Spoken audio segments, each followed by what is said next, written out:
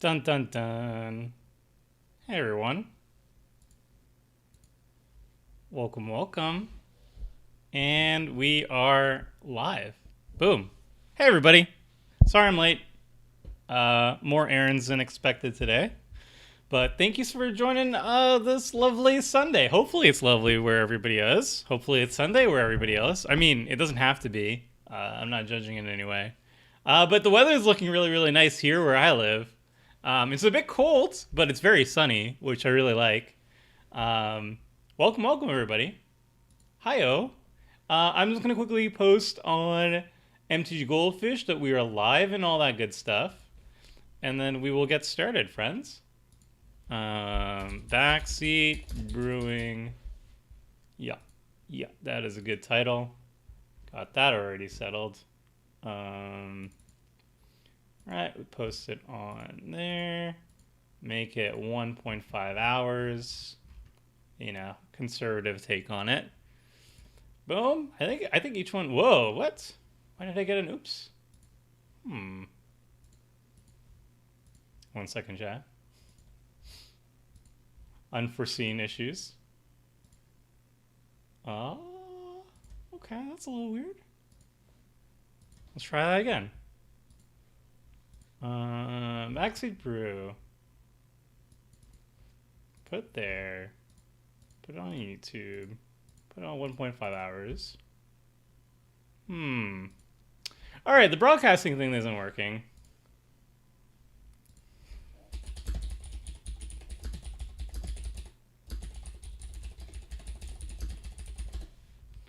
I don't know why.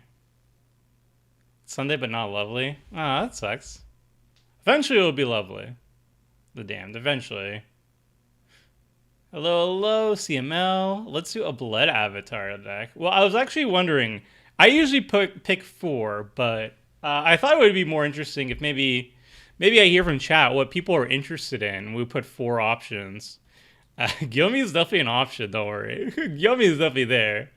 But like Exodus is definitely a choice here. I'll show you. I'll show what everybody can choose from. We're gonna be doing C21 or Strixhaven. I think is what's on everybody's mind. But if you have something that's outside of Strixhaven or C21 that people want to see, wow, we're getting an alarm. Man, what? They did an alarm thing, but didn't make an announcement. Sundays, man. Sundays. Right? Alright, we're gonna post on Twitter real quick. Boop. There it is. Because the stream is fire. Thanks, Quarterman. Alright. I hear an alarm somewhere in a different part of this building, which is great. Wonderful. Oh. Attention. This is building security.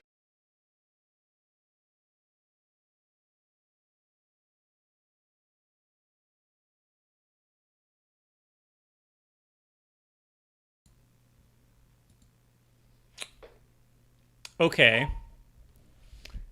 Please, your attention, please. This is building security. The fire alarm has.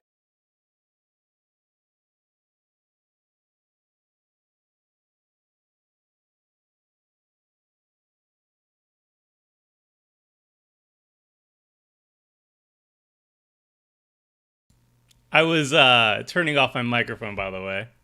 Fire alarm has been activated. Probably somebody just did some unfortunate stuff with the cooking, but awaiting further instructions, chat. So we'll just set up the stream while we do that, I guess. The stream is off to a great start. That's wonderful. Let's see if I can get the broadcast going at the very least. Maybe I have to change the name of it.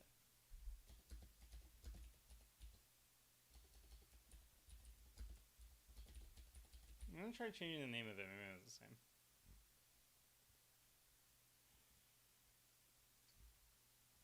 We might have a short short stream if I get evacuated though. Yeah, no, it just doesn't work. Huh. All right. Living in apartments is lovely sometimes. Oh yeah. Oh yeah. I think the fire alarm goes off like twice a month, and it's always because somebody, was cooking something, burnt toast or whatever. It's lovely, lovely upside. But yeah. Please don't catch fire. I intend not to catch fire. So we doing Cody for the meme, or am I earlier, or am earlier than I thought? Maybe we might be doing Cody. Hey Tim, how's it going? I like to see Is It Prismari deck helmed by Melik with all the new Strixhaven cards included. Interesting. Saving margin cards if it comes down to it. We'll see. All right, so we'll get started on the options. So there's, I think, like 42 new legendary creatures that we can build around from both Strixhaven and Commander 2021 combined. And I'm just going to lump them together because they came out at the same time. So we're not separating them by sets or whatever. We're just going to put them all both together. Whoa, we have more than that. We have 54. Oh, first printings. Oops. Forgot. First printings. I was like, wait a minute. That sounds like a bit too much. First printing. There it is. And let's increase the thing a little bit so you can see a little bit. And yeah. Whatever catches your fancy, chat, is what we will work towards as options. We will pick 4 options from the latest sets, and you get to choose between them. I noticed a good amount of Exodus. Gyome is definitely a high pick. Food Orc Cody is another high pick. Not Cody, Brina, Lelia, Galazeth, Brina, Blood Avatar, Jadzi, Hoffrey, Rionia, Lisa, Beldos, Beldros, support Brina, Beladros, Flex, Felisa, Hoffrey, Vinda, Veyran, Hoffrey, Mila. I don't think there is a Mila. Is there a Mila?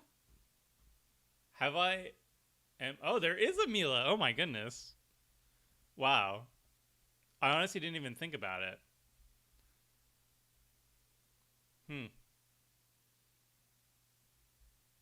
Hoffrey, Galza, Blood Avatar is a 5. Plex, Mila, I like Veyran. Valentine, the stipulation mono green life gain. What style are we brewing? We're just going to put like 4 options. We're going to put 4 options and we'll see. We'll see what people like. Mila would be interesting. Thick Bear. All right. I'm hearing what people are saying.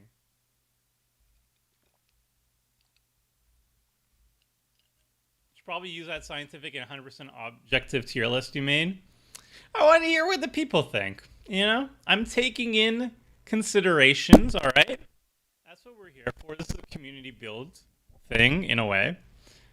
Mavinda? What is Mavinda? Oh, yeah, student's advocate. It's kind of like Feather, in a way. Oh, that is the fire truck. Excellent. Volume is having a stroke. Yeah, because somebody triggered the fire alarm, so there's weird noises coming from behind. All right. I think it's pretty safe to say that Exodus is one of the most hyped in the chat right now. Exodus Auric Overlord / Blood Avatar. The Blood Avatar. Oh, sorry. Awaken the Blood Avatar. So that's going to be option 1. And as always, what we always do is I will give my pitch we will choose our options. I will give my pitch on each one, why I think it's cool. And then from there, we will put a straw poll, and you get to choose between the four options what you like the most. Right? It doesn't mean like if there only can be one winner, obviously. That doesn't mean the other three options are not going to be picked ever in the future. It's just that, you know, we gotta do only one. So we gotta choose from there. Brina, Mila, Gyome, Bondrude, the best dad wins. Gyome, love that blood avatar. All right, so we got two locked in. We got Exodus and Gyome so far. So those two are locked in, and then we're just figuring out the other two. Killian I've already done first and last. I've actually done. I think it was like 2 weeks ago. We did a Backseat Brew on Killian, so he's out of the running only because he already won. Mila is next. Ruxus. I'll be honest, chat. I'm not feeling Mila. I'll be honest, chat. I'm not feeling Mila, so I probably won't pick Mila. Because if I'm not feeling it, I don't think I'm gonna get a really good brew going on. I might come around to Mila later on. There might be some really cool things, but I don't. I feel like this is like Boros sneak attack, you know, in a way. So that's not really my thing.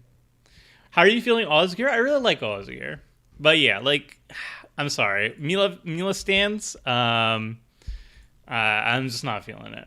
So I'm going to vote down the Mila. Cody permission. Osgear. No Deans then. Probably the Deans are probably not going to make it, I'll be honest. The Deans are probably not making it. If it's an MDFC in our command zone, it's probably not making it. Essex or Cody, Ruxa. I see the Ruxa. I see you, S-Spam. Blanks. Ruxa, S-Spam. All right. So, oddly enough, nobody said Rutha. I know there's a lot of Rutha stands that I've spoken to. I'll put Veyran, though. I like Veyran.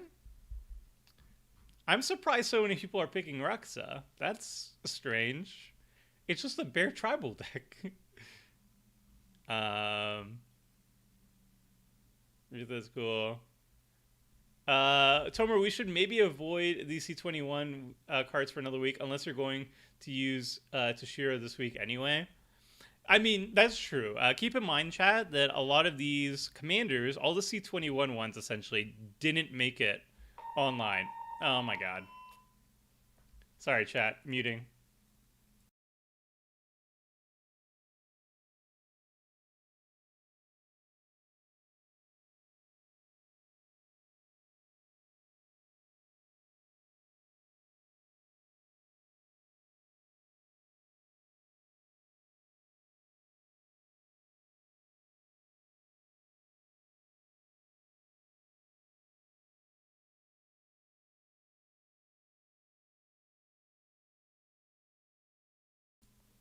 All right, fire department is here. They're in the other building, I surmise, because there's two buildings that are adjacent to each other.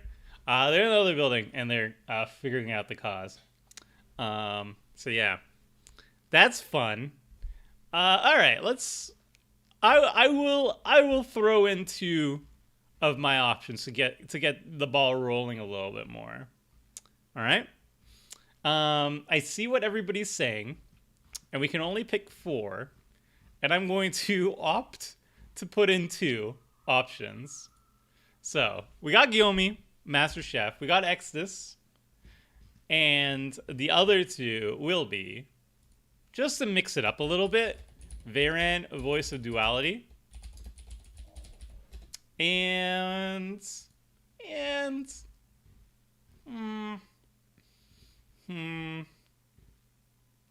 Dina. Not Dina. I don't know. Dina seems kind of boring. Dina's good on a budget, though. Killian, we've already done.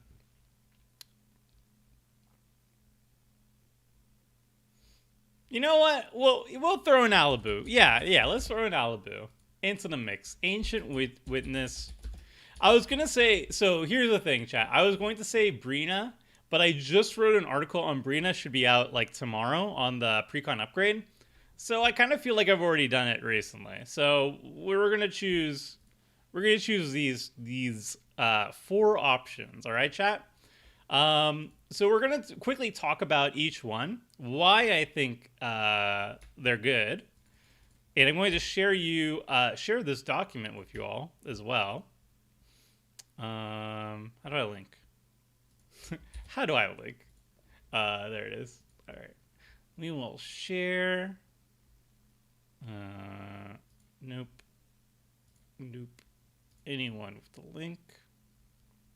Copy link. All right, we're gonna add this to the video details as well.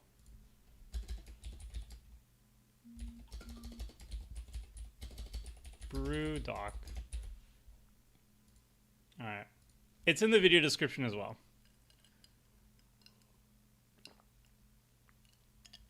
All right. Whoop. All right, we're starting off with Alibu. This is option 1 of 4 that you will get to vote on as soon as I give you my pitch on everything. So Alibu, Ancient Witness, is interesting to me because this is Boros artifact creatures matter. This is something that's like very specific, and the specificity of it is what makes it intriguing. First of all, Alibu gives a lot of upside to your restriction. Your artifact creatures have haste, and whenever one or more of them attack, Alibu just does a stupid amount of damage to any target, and you get to scry, which is almost as good as drawing cards.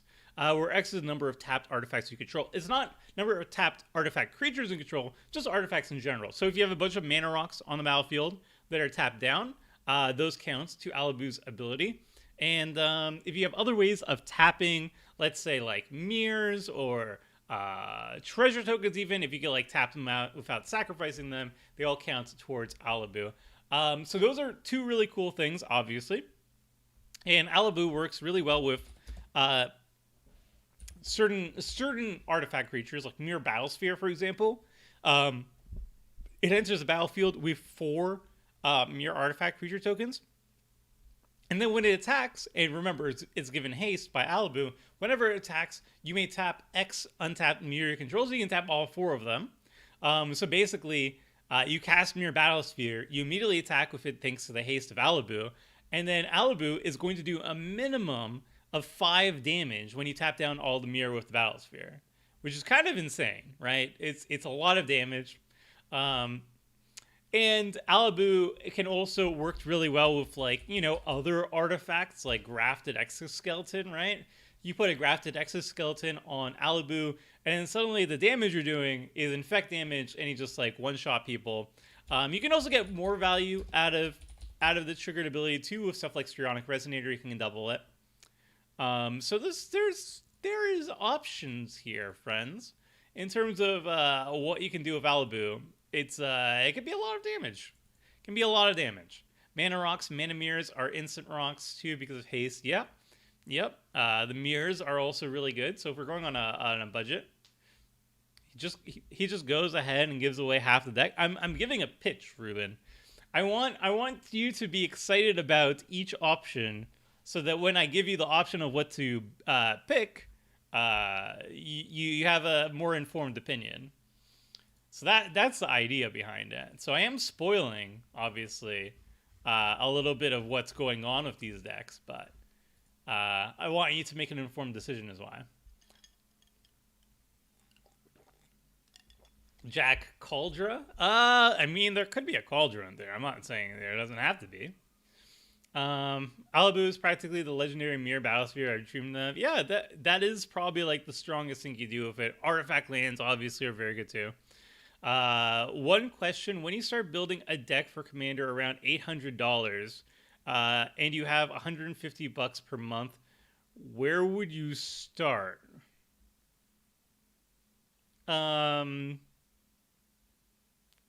gosh. I mean, that's a really high budget. If you start with an $800 budget and you add $150 per month, you can build literally anything. So it'd really be what you want to build with it, Raphael. Like,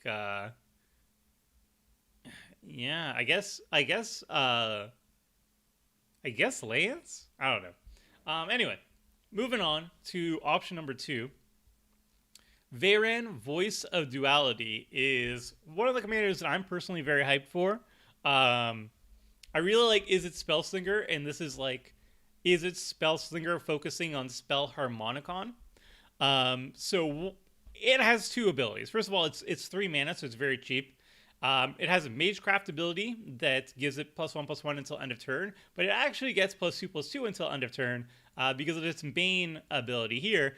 If you casting or copying an instant or sorcery spell causes a triggered ability of a permanent you control to trigger, it triggers an additional time. So any Magecraft ability triggers a second time, like Veyran's own ability. Any creature that says, like, whenever you cast an instant or sorcery, like Talrand, like Young Pyromancer, those all trigger a second time. A lot of things, like even like Aetherflux Reservoir triggers a second time. Thousand Year Storm triggers a second time. There's a whole bunch of things that trigger a second time. And again, minor spoiler, friends, minor spoilers. But a lot of the cards that we're going to be adding in this style of deck says, whenever you cast an instant, something like that. Look how many cards trigger off whenever you cast an instant. And this is kind of like the beginning stages of it. Like, you get double the Baral triggers, right? When you counter a spell. You get double the tokens off Dika, Docent. You get double the damage off the electrostatic field. Double the damage increase off the Erratic Cyclops. Double the pinging with the Gelectrode. There's a lot. There's a lot of things that you get double the triggers off, right? So it can get pretty nutty pretty fast. So that's my pitch on Veyran, Voice of Duality. I think it's a powerful commander, and it could be done on a pretty low budget. So we're going to have the second one over here. Next, we got Gyome. Now, Gyome's a little bit different. Gyome's a little bit different from all the other options here. Gyome is... Gyome's just a masterpiece. So this is a Golgari 4 mana, 5/3 trampling Troll Warlock, which is already pretty decent stats. At the beginning of your end step, and this is a strong part of it, at the beginning of your end step, create a number of food tokens equal to the number of non-token creatures you had to enter the battlefield under your control this turn. This just basically poops out, like if you are in a creature-heavy deck with a low curve, this can poop out a lot. A lot of free food tokens, essentially. It's just like super mana efficient in terms of just flooding the board with food tokens. And then food tokens by themselves are kind of uninteresting. They pay 2 mana to gain 3 life. It's just not that great. But it does like enable some life gain strategies and whatnot. But the more important thing is you can pay 1 and sacrifice a food to give something indestructible and then in turn. Indestructible is very powerful. You can basically protect your creatures and have a fun time with it. There are infinite combos you can be doing with this too. And there are stuff like I'll look it up here. There are like Artifact Matters cards. I don't know how to spell this card name. Yeah, there we go. There are Artifact Matter cards that we can really abuse here, like Marionette Master. Whenever an artifact you control is put into the graveyard from the battlefield, the opponent loses life equal to Marionette Master's power. So if you make a bunch of foods, you can sacrifice them for value, and the Master will ping everybody to death. There is, I forget the name of it, Inspiring Statuary. You can turn the food tokens into actual ramp with Inspiring Statuary by tapping them to cast non-artifact spells. So there's a bunch of things we can be doing with Gyome, which is really exciting. And if you do pick Gyome, I think the second question you would want is how janky do you want it to be? Do you want it to be food tribal, where we're focusing on the flavor first of the deck, and we're trying to pick only flavorful cards? I've played that precise deck recently on Commander Clash with Corvold as the commander. So you go like a super flavorful build, or if you want something that is a little bit more competitive, more powerful, then we can build something that's more of like an artifact synergy deck based on Gyome. So there's different ways you can chop up this commander, I would say. A lot of different ways to serve up a delicious Gyome. So that's my pitch for Gyome. Yeah, and now we got one more. We got the final option, chat. The final option is going to be Extus or Reek Overlord. Extus is an interesting commander because it actually has two sides. It's an MDFC. So the front side, this is a Mardu commander. The front side is Orzhov. It's a 4-mana Orzhov creature, human warlock, double strike. Not entirely relevant here, but I mean it's nice to have. But the Magecraft ability is really powerful. Once you have a graveyard full of creatures, you can play Extus for the creature side, and then Magecraft lets you just return target non-legendary creature card from your graveyard to your hand. And then the backside, Awaken the Blood Avatar costs a lot of mana. It's 8 mana mana value, or converted mana, whatever you want to say, for a sorcery. But you can actually cut it down all the way down to just black-red, so 2 mana to cast it. As an additional cost to cast a spell, you may sacrifice any number of creatures. This spell costs 2 less to cast for each creature sacrificed this way. So you sacrifice 3 creatures, it's going to only cost 2 mana. You can also get around mana tax a little bit too. For every 2 additional mana tax you have to pay, you just sacrifice another creature. So you could always cast this for just red and black. Then each opponent sacrifices a creature. Create a 3/6 black and red avatar creature token with haste, and whenever this creature attacks, it deals 3 damage to each opponent. Doesn't seem too insane. I know a lot of people overlooked it, but I can tell you from personal experience, I played against a Extus deck Wednesday, and this ability was actually pretty strong. It was chunking people. Really chunking people. It's really good with life gain, obviously, because it's essentially dealing 12 damage each swing. And it's also not a legendary creature itself. The avatar is not a legendary creature itself. So you can go infinite with this. It's usually going to involve like Dockside Extortionist loops, where you're sacrificing them and returning back to your hand over and over again. And using the treasure mana to cast Awaken the Blood Avatar a billion times. I think there might be other combos as well.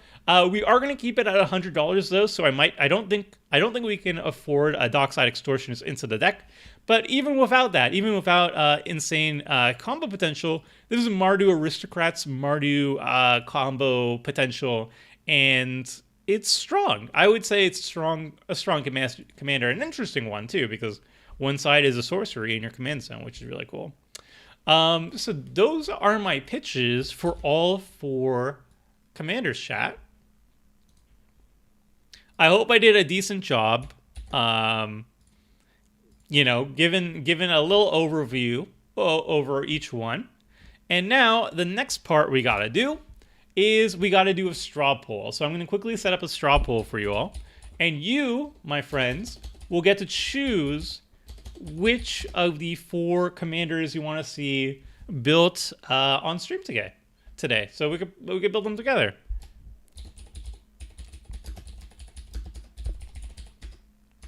So the first one is Extus or Reek. I'll just copy paste. Why am I typing it out? I'm lazy.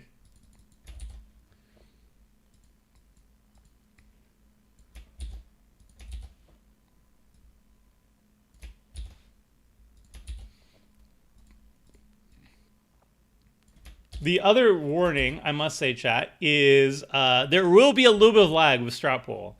Sometimes it's just laggy. Sometimes it takes like a couple minutes for everything to pop up. So if your vote did not pop up into the results immediately, do not fret.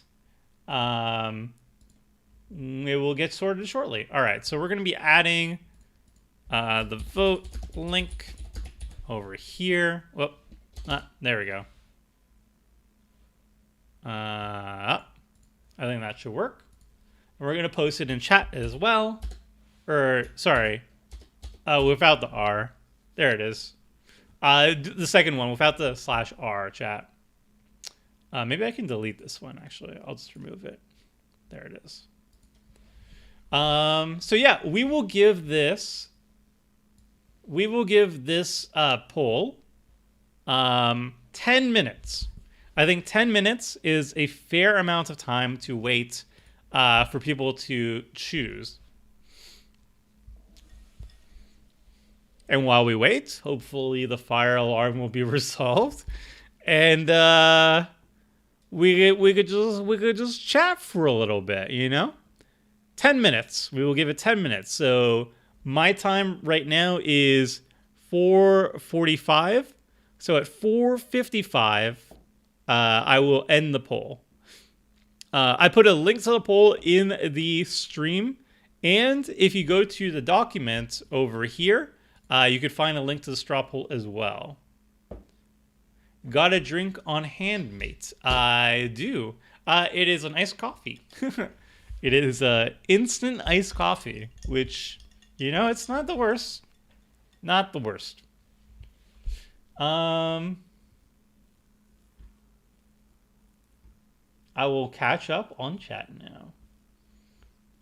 Oh yeah, by the way, it's going to be $100. $100 budget. I did some polls in before, and people seem to appreciate $100 mark. We could go lower if people are interested in lower. We can go higher if people are interested in higher. But when I did a poll on the community tab, people seem to be interested in $100 as a good starting point. So we're going to go for $100 on this one, but we can change it up in future streams if that is what people prefer as well. But I don't have a drink. What am I supposed to do with the straw? I don't know. Just play with it, I guess. I'll just redact that part. Looks like meat is back on the menu. I mean, there's a chance. You know, there's a chance. Summer, was the deck name Food from your Quoval deck an MF Doom reference? It was, Simon. It's one of my favorite albums. I was a little bit upset that Neotic changed it by a little bit. I specifically did like the same number of periods as the album, and it was changed afterwards. So a little bit sad about that, but whatever. I still love you, Neotic, if you're listening. Budget of $100, yes. Voted Alibu. Where's the poll? Yep. Voted Gyome. Is that how you really spell it, or is this like the American spelling of that name? I would not be surprised. If we do the split chroma spell, is the split card chroma spell? I don't know what chroma spell is. Or do you mean chroma spell? Chroma spell. I think it's chroma spell, right? Chroma spell. That's the one that turns swamps into creatures. Yeah.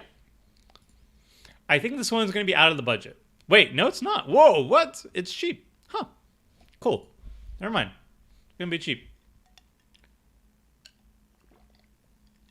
Veyran not getting enough love? Maybe people just don't want to see Veyran. That's fine. I like Veyran. That's why I put her on the poll. If Alibu doesn't make it, then I'm unsubbed. I mean, there's going to be 3 losers, Cookie. There's going to be 3 losers and only 1 winner. That's just how it is. While fire alarm on stack in response. In response, I cry if they do like more freaking loud noises. I mean, it would be worse if there was an actual fire, but haven't seen one of those yet. I might be a bit of a slowpoke, but I've been playing with Luca as a reanimator deck, and it's been fun tinkering with in playtesting. Yeah, I think Luca is primarily that, right? Like, it's a sneak attack reanimator deck. I see it being pretty decent. Pretty decent. Yomi going wild. Let's go. I'll boot my mere tribal. Let's go. I mean, there's always a chance, right? There is always a chance. We are giving it 5 more minutes shot. How about 75? I mean, I never made an option for $75, but I feel like between 50 and 100, 75 is a little bit too nitpicky. I think it's either 50 or 100 is easier, more aesthetically appealing. Let's say. Alibu can have Cauldron in it, so that's an auto win. I feel like Cauldron is expensive these days. For trying to do $100, I feel like Cauldron might be a bit too pricey. Tomer, you rule. Thanks, Matthew. Tomer, I had most of the cards lying around to update Prismari performance to your list. I hope it works out well, Douglas. That's definitely one of the better ones, I think Prismari performance, but it did require a lot of work. Like the the mana base was a little bit sketch, and the mana curve was a little bit sketch, but yeah, hasn't enough support to make it interesting. I think it depends on what you want out of a Gyome list. If you want like a super optimized artifact Golgari deck, Gyome is going to be tougher to flesh out. I'm sure there's some combos of it, but if you're interested in a food tribal-esque flavor deck, then I think Gyome is your man, or your troll rather. Gyome ran X as a candidate to split the vote. Tomer is doing a Backseat Brew. Whoever wins, we all win. I'm glad you feel that way too. That is the intent.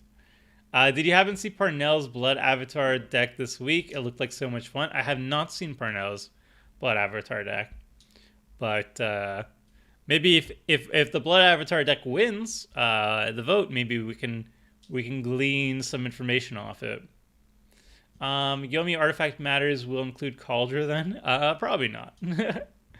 I chose spell Harmonicon, Alibu, because anything has to be better than chef memes for the rest of the stream. I mean, it seems like the people are interested in chef memes. Use a straw in the straw pool. Yes. I think the joke, it's supposed to be pronounced rhyme of gourmet. I feel like no, because there's no R, right? Gourmet. Oh, maybe. Gyome. Maybe. I can see it. Picked up Japanese set booster of Strixhaven and pulled Frozen Grip and added it to the deck. It's the only foreign card in the deck. How do I introduce it to people who only speak English? You show them the card and be like, this is Frozen Grip. I don't know. Having like the foreign cards in your deck is always just like either people believe you and like I don't see why they wouldn't believe you, or they have to look it up on their phones themselves essentially. Both are the two ways to do it.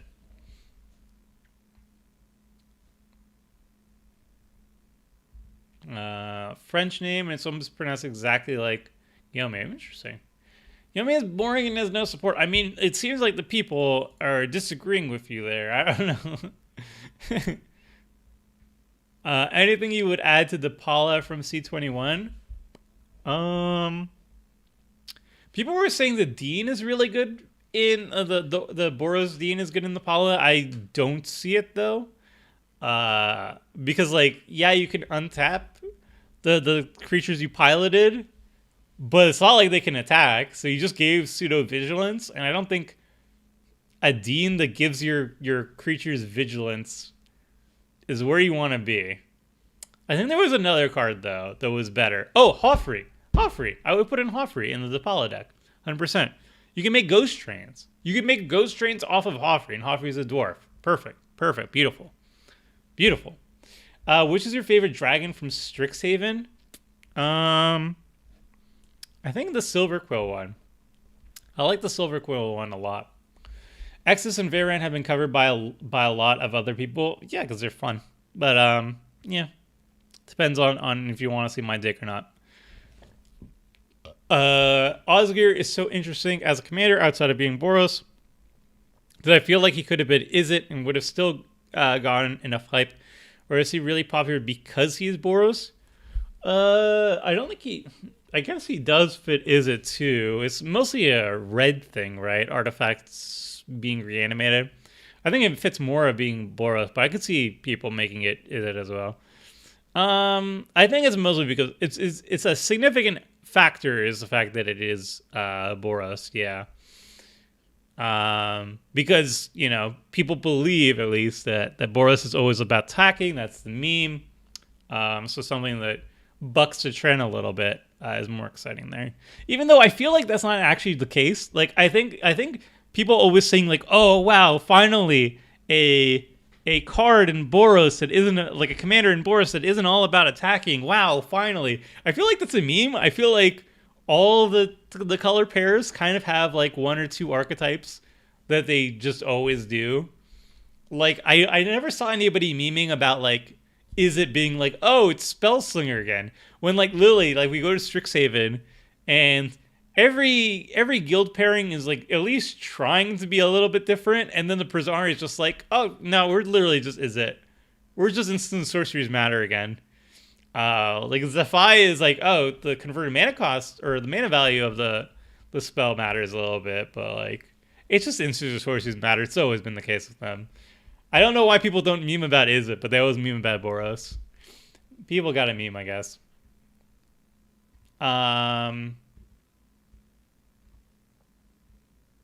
Croissant grip, awesome. Hey Joey. Have I skipped a lot of things? Any of the deans catch your eye for brewing? No, my eyes glaze over when I read them, Gwen. I'm sorry. It's too much sex. It makes me feel bad reading them.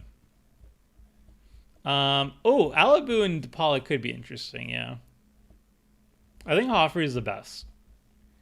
We are running bacon to the pike? Probably. Alright, I think it's fair to announce the winner of the thing. With 69 votes! Are you kidding me? With 69 votes, Gyome takes the cake. Wow.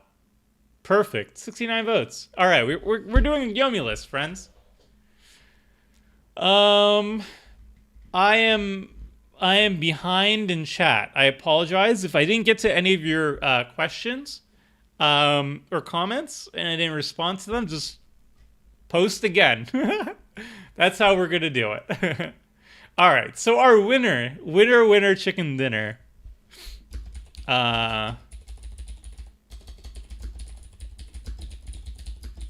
This is Gyome time. I wonder if is it Control K? No. What's the thing for Old Man Tomer needs to figure out how to do the strike through. There has to be a thing for it. Now do we do another poll on what flavor of Gyome we want? I think so. Alright, I'm just gonna delete it. I want to do a nice strike through, but Control T? Is it Control T? No. That is not it.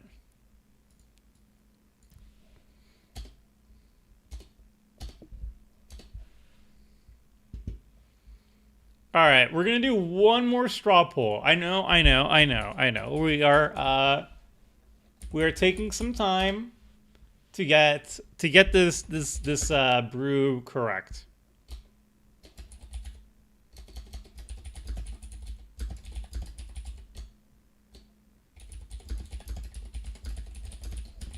So we're gonna figure out how janky you want the Gyome that to be.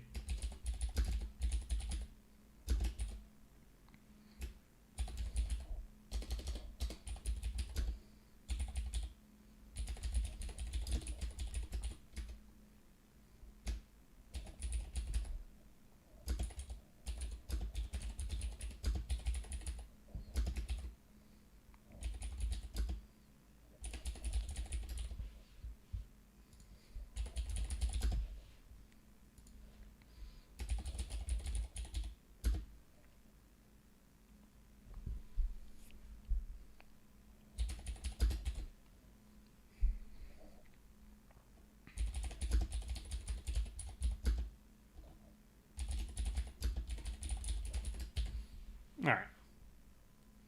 I'm going to create this poll. I'm going to share it. All right, chat. Now we figure out how much flavor do you want on this?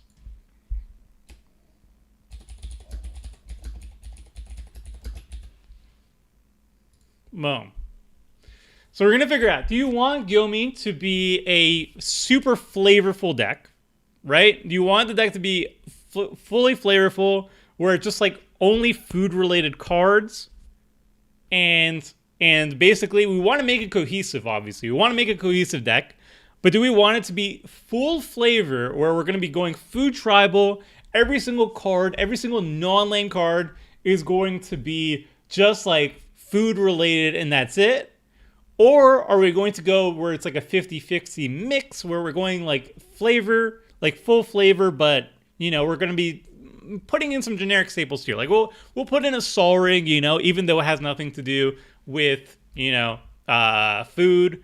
We could do, you know, stuff like that.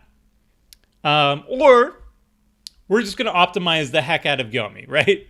We're going to build the strongest Gyome deck on a $100 budget, period. Please don't go full flavor and makes a boring deck that never goes off. That's an interesting take. Interesting. I never heard a full flavor deck as boring, but I guess that could be a way of describing it. All right.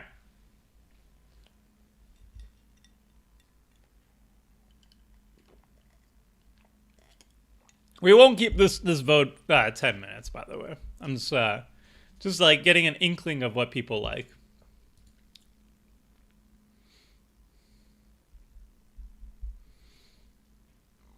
Either optimize or mix for me. I like my Gyome coffee half and half. I think it gets boring losing every game after a while. If I learned anything from Commander Clash, it's that just because you bring a lower power deck doesn't mean you can't win. If the Richard approach, definitely the Richard approach definitely showcases that you can win with even a fledgling Osprey pretty consistently. Many Commander Clash episodes where someone has done nothing because they're playing iTribal or something, playing inefficient creatures that do not interesting. How do we animate all our food and then draw Autosky with them to spite Richard? I think you have to be in blue to do that.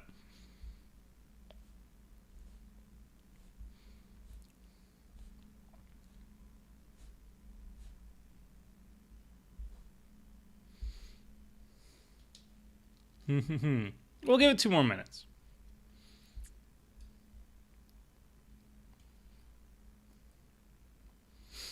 Yes, but you aren't Richard Tomer. But I also can't play this deck on Commander Clash.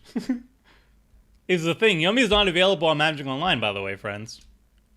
Any of like the C21 commanders, there's like 4 that actually are available to us.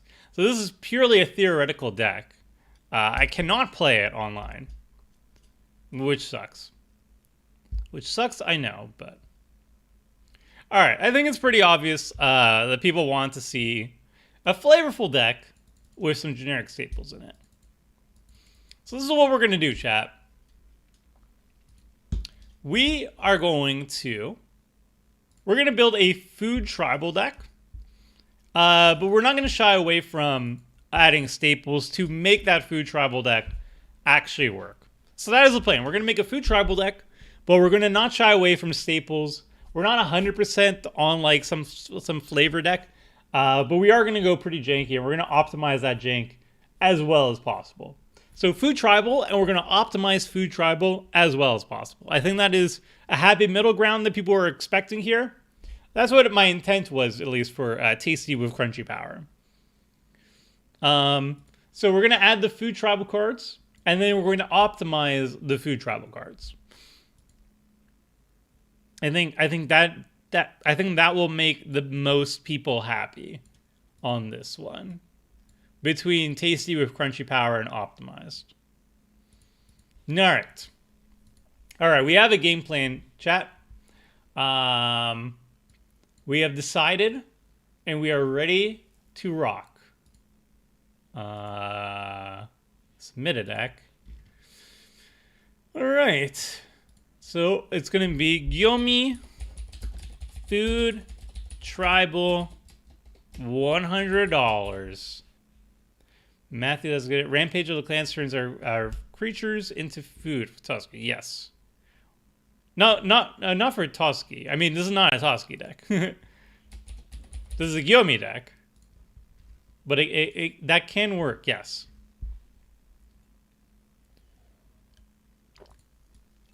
So first things first, we're going to have to add our food cards.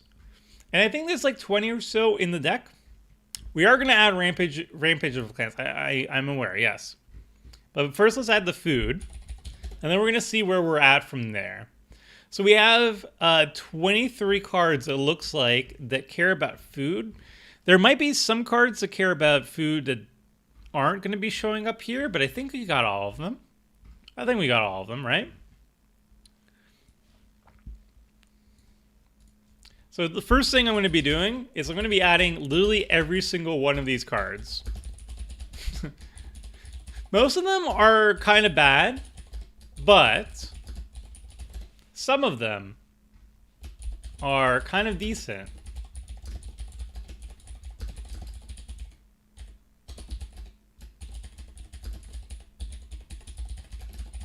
Like foreboding fruit, sure, it's overcosted for what it does. It's bad compared to Read the Bones, but it still draws 2 cards for 3. Giant's Skewer, Gilded Goose. I wonder how much all these cards cost when we add them all together. They can't be that expensive, right?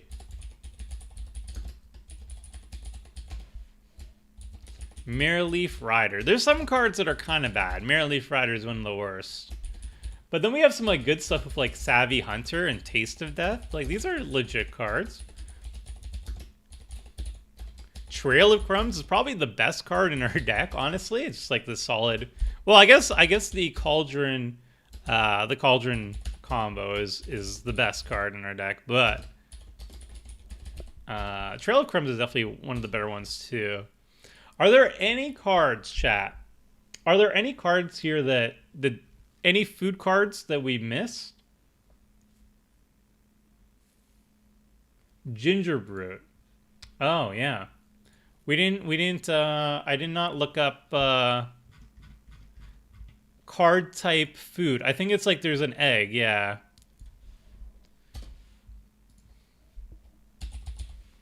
Let's look up food. And just 2 more. Gingerbrute and Golden Egg.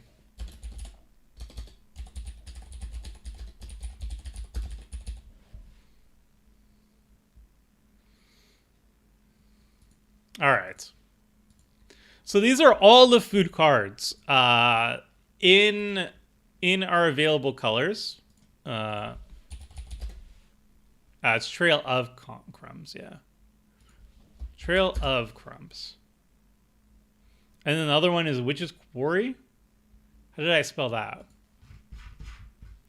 Wolf's Quarry. Ah, right.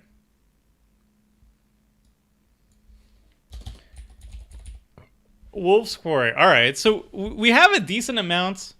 We have a decent amount to work with. So let's take a quick look at these food cards we're working with. We got an overcosted removal spell, but it is a removal spell. We got another overcosted removal spell, but this is not a good one. We got Cauldron Familiar. Cauldron Familiar is really exciting because it does combo off with Witch's Oven, right? It's a nice, repeatable source of life drain. I'm not quite sure how we make it infinite. If somebody knows how to make Cauldron Familiar, Witch's Oven, an infinite combo, please let me know. But for now, I'm just going to keep moving on. It does combo off of Gyome in a way where it actually combos off of Gyome, but it's not an infinite, right? Like, you do it a bunch of times with Gyome, and then you make a bunch of food tokens, but it still costs the thingy, right? It doesn't go infinite, but it's a really good synergy. I agree.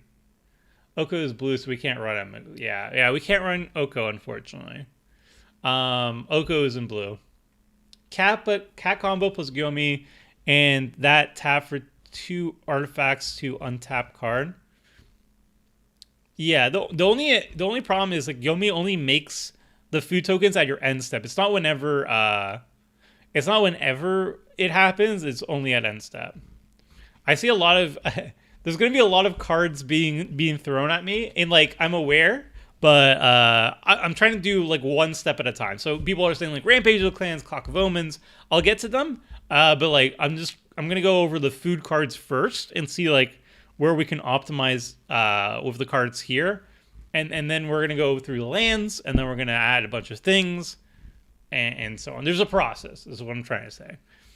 I'm just looking at what other cards do things in the food department.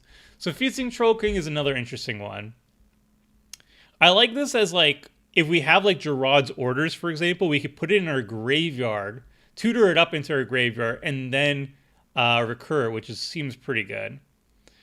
Fellow the Pheasant, not very good.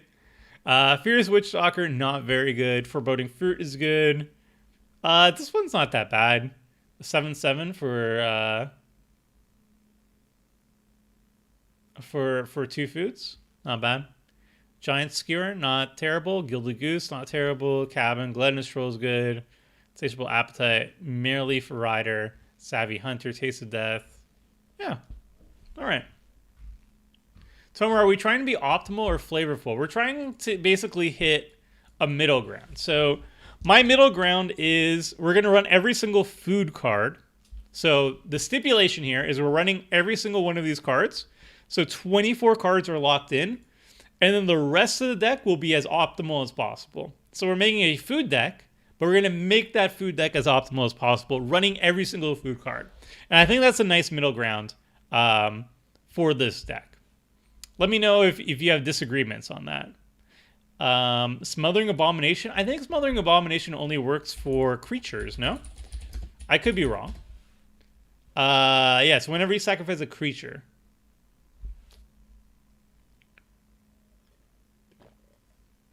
Sad because Tomer asked how to go infinite and ignore people giving suggestions. I mean, I asked how to go infinite and people gave me non-infinite answers, right? So obviously I ignored them because I was asking a specific question and I did not get my answer. How to go infinite with food. See, Joey gives me an answer based on my question, right? Astronaut's Altar plus Gluttonous Troll plus Nim Deathmantle plus Cauldron Familiar. That's a lot of cards, but we are running at least 2 of them.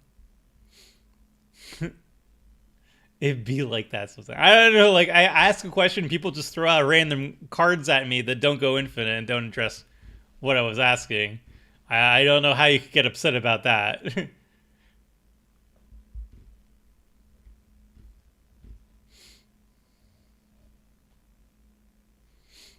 Turn left, Bygone Bishop is a white card. I can't run it in this deck. You like I can't add white cards into my Gyome deck, so that doesn't really answer my question.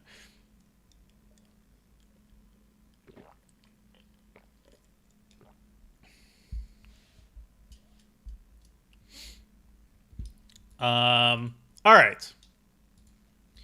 Just to stop the people from repeating the same cards over and over, I'm gonna throw in Clock of Omens and Rampage of the Clans, just to avoid people repeating it over and over again. Let's throw in Marionette Master already.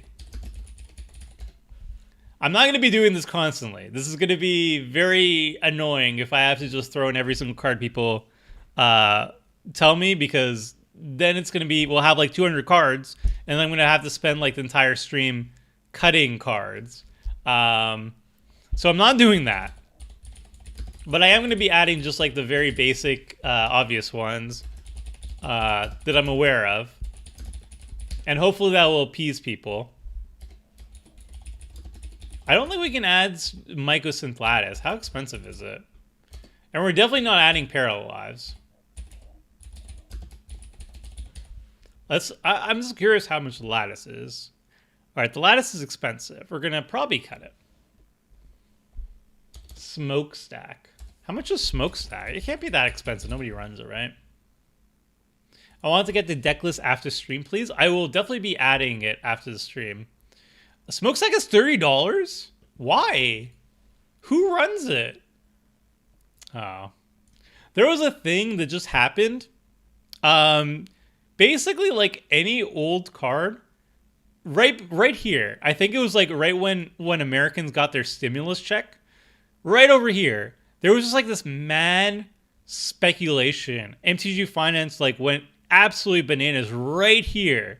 Basically, like if you look at like any old border cards, any low supply cards that aren't on the reserve list, between January and February, people just went wild, just absolutely bananas. And like, Smokestack isn't even on the reserve list. People bought out all the reserve list cards in like the past 2 years. And then between January and February, people just like went and bought out like any card that is relatively old and low supply. It's bananas. It's wild. Crazy. CDH Mini? No, there's no way. People don't run Smokestack in CDH.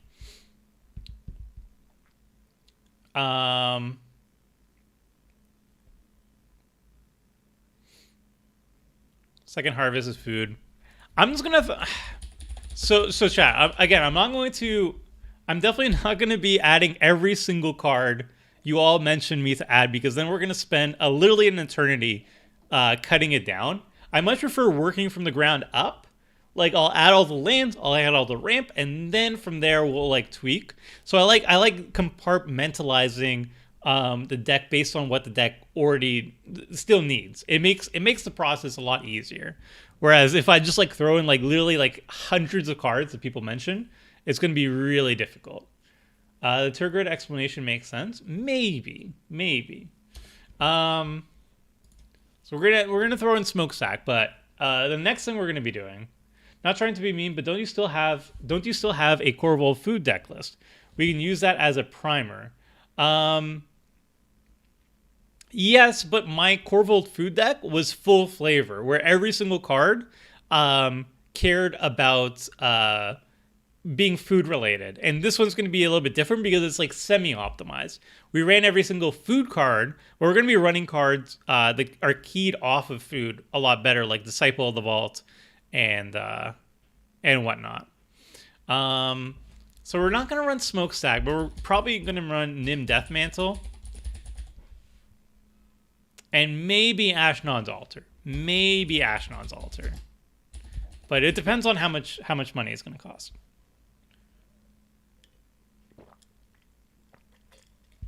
All right. And Draw Scorpion. Draw Scorpion's interesting if we get the combo up, but it is a nice one. Ancestral Statue combo, I'm not really sure. Ashnod's Altar? Altar's not too expensive. It's $8.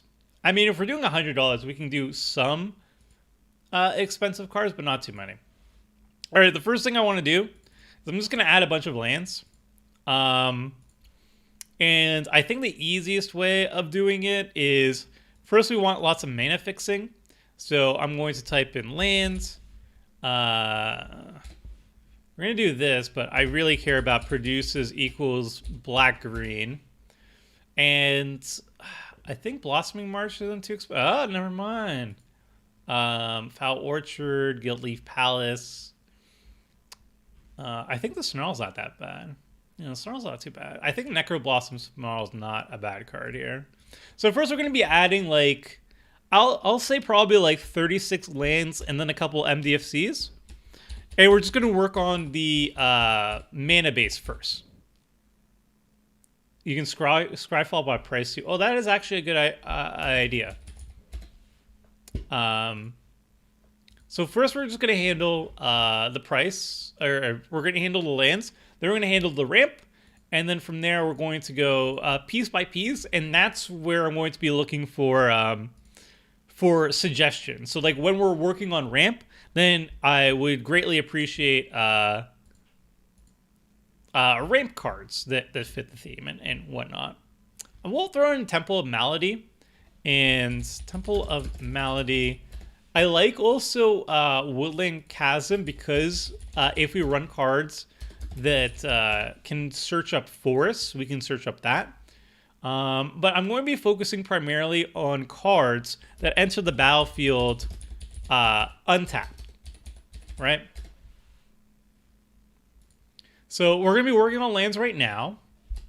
Undergrowth Stadium. And I think a nice thing about being in black-green, just two colors, do we already have the forest that has food? Yes. We don't have to run a lot of non-basic lands. We can run a bunch of basics, and it'll work out just fine. And I don't really want to spend too much on it. This is a good start, but I think like Tectonic Edge is another one that's good. Myriad Landscape is another one that's good. Bajuka Bog is definitely one that's very good. The Stadium is probably too much. It's probably too much for a single card. Tainted Wood is another really good one. Command Tower, obviously. Path of Ancestry is another just good one.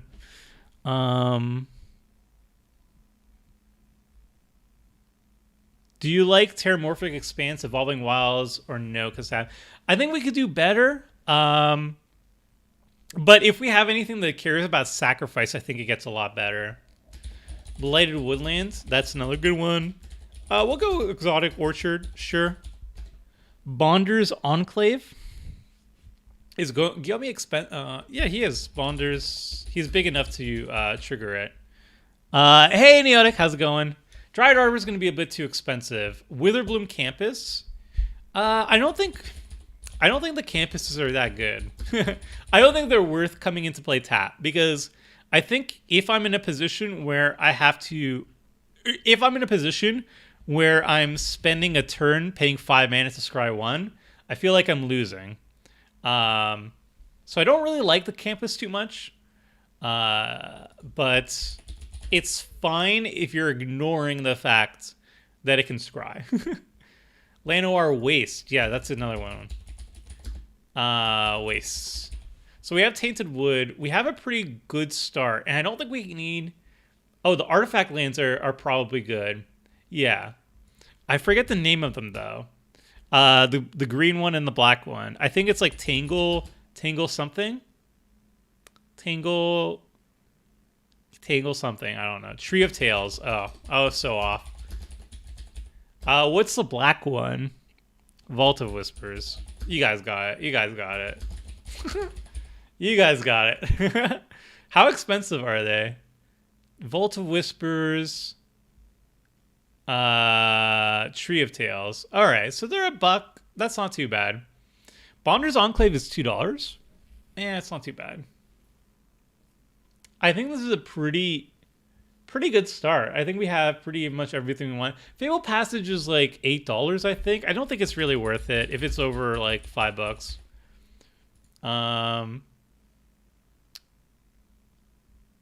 Yeah, it's like almost $10. I don't think it's worth it. I think we can get away with a bunch of forests and swamps, to be honest. So we have 19. Let's go like 9 forests, 9 swamp. That's 36. I don't really like Castle Lockwind that much. Field of Ruin is great, Tomer. I like Tectonic Edge more. Spire of Industry. Spire of Industry could be interesting. But I don't think it's needed. Archer of Rask. I feel like Archer of Rask is not that great.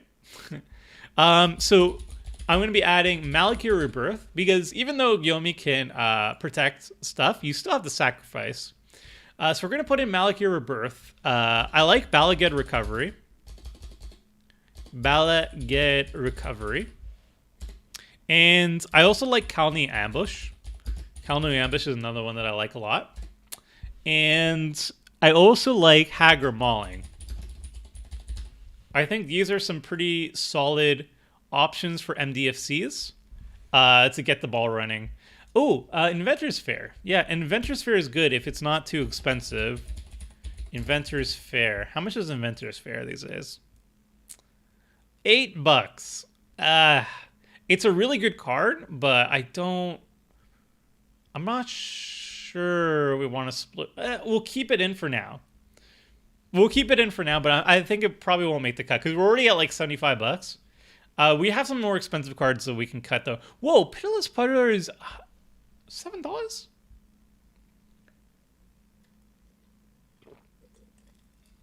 Yeah, we're probably.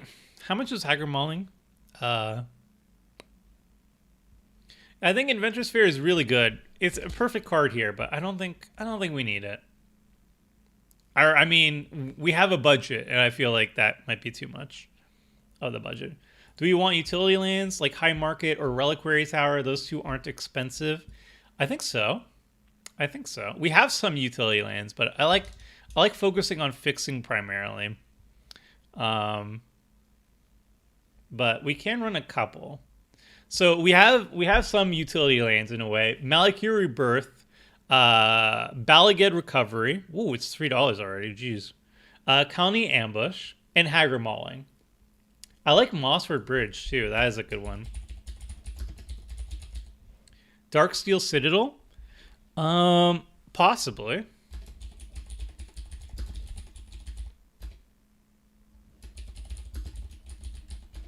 I'll throw them in right now, and we'll play around with it afterwards.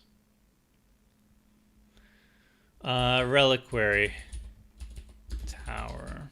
Yeah, I'm not sure Reliquary Tower is awfully needed here. All right. I think that's it for the lands right now. I feel like we could cut some of the higher costed stuff.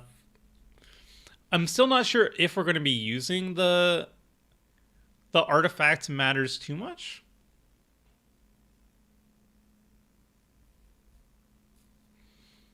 Could probably cut the Woodland Cemetery because that's $5, and I think the rest is solid. Cut the Woodland Cemetery.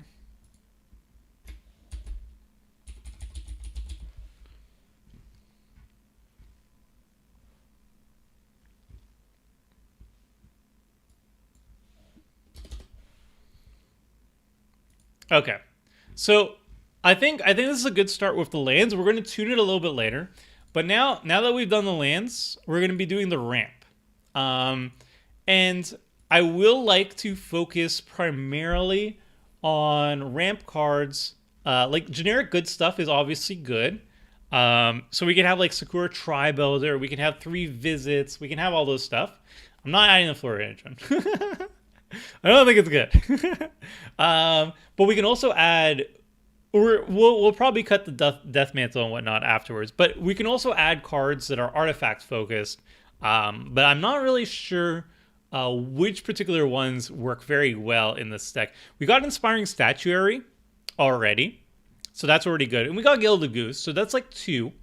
I do like hitting like 13 or so ramp cards in the deck. So we're going to focus on that first.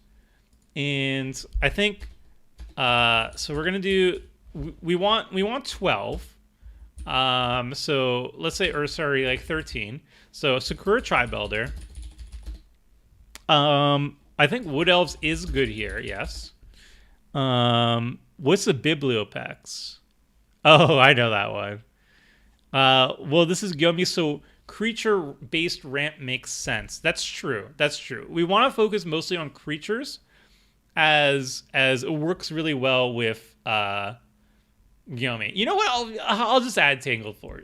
I'll add the Tangled Floor Fusion. How about that? Fine.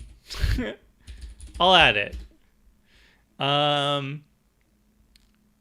How about what do you think about like Solemn Simulacrum is a good one. Simulacrum. Burnished Heart maybe? I'm not even sure, but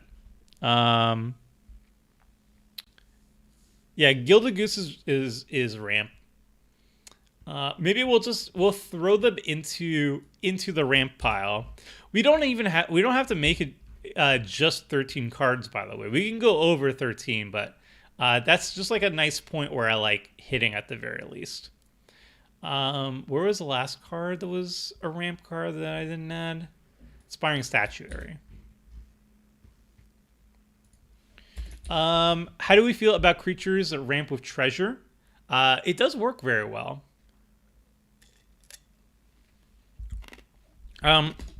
Another one that I like is Blinkmoth Urn. Blinkmoth Urn, I don't know how expensive it is. Oh, it's only $1.59. At the beginning of each player's pre-combat main phase, if Blinkmoth Urn is untapped, that player adds colors equal to each that they control, which I like. Leadenmere, Coppermere. So far, we don't really have that much artifact support. In a way. You know what I mean? Like, we don't have many cards that are keyed off, like making like signets and stuff stronger. If that makes sense. I like Dawn Shredder Elk, maybe. I like Diligent Farmhand, maybe. Springbloom Druid, maybe.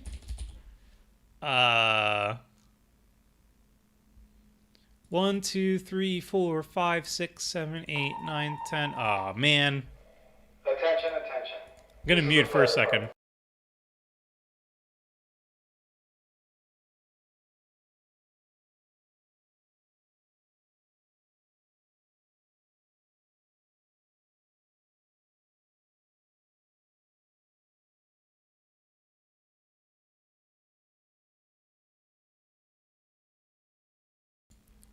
Whoa, there was a fire. What? There was a fire on the 12th floor, apparently. And they said they got it under control. That's interesting. Interesting. Is Deathrite Shaman too expensive? I really like Deathrite Shaman, but it's a bit pricey. It's a bit pricey. What about the elf that taps for the amount of life you gain? So cracking food is basically free. Do you remember the name of it?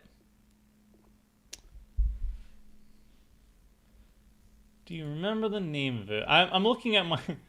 I'm going to look at my precon upgrade, honestly. Let's pull out my precon upgrade. Where you at? Where you at? Where you at? Alright, alright, alright. Which ones of these fit? Accomplished Alchemist. Is this good enough? It only works if we have food. I don't think it's good enough, honestly. I don't think this is a life gain deck, to be honest. Death Sprout is both ramp and removal. That's true.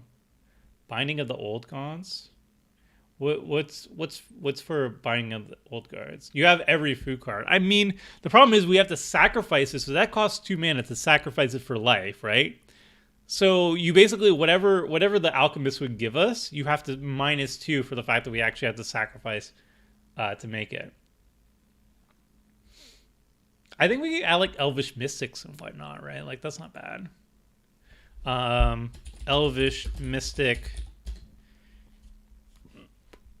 1, 2, 3, 4, 5, 6, 7, 8, 9, 10, 11, 12.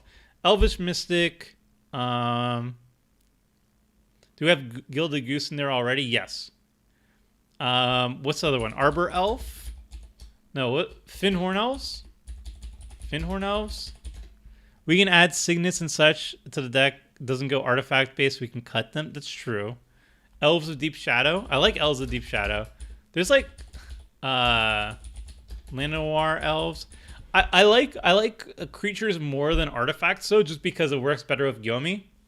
But Elves of the Deep Shadow. Wow, that's expensive now, huh? Llanowar Elves. I think this is a good start. Elysian Caryatid making 2 mana. What's Elysian Caryatid? Elysian Caryatid. Ah, that's not bad. I like that. I don't dislike that. Yeah, that's good. Yavimai Elder? Yavimai Elder's not really ramped though. 1, 2, 3, 4, 5, 6, 7, 8, 9, 10, 11, 12, 13, 14, 15. Ah, that's enough.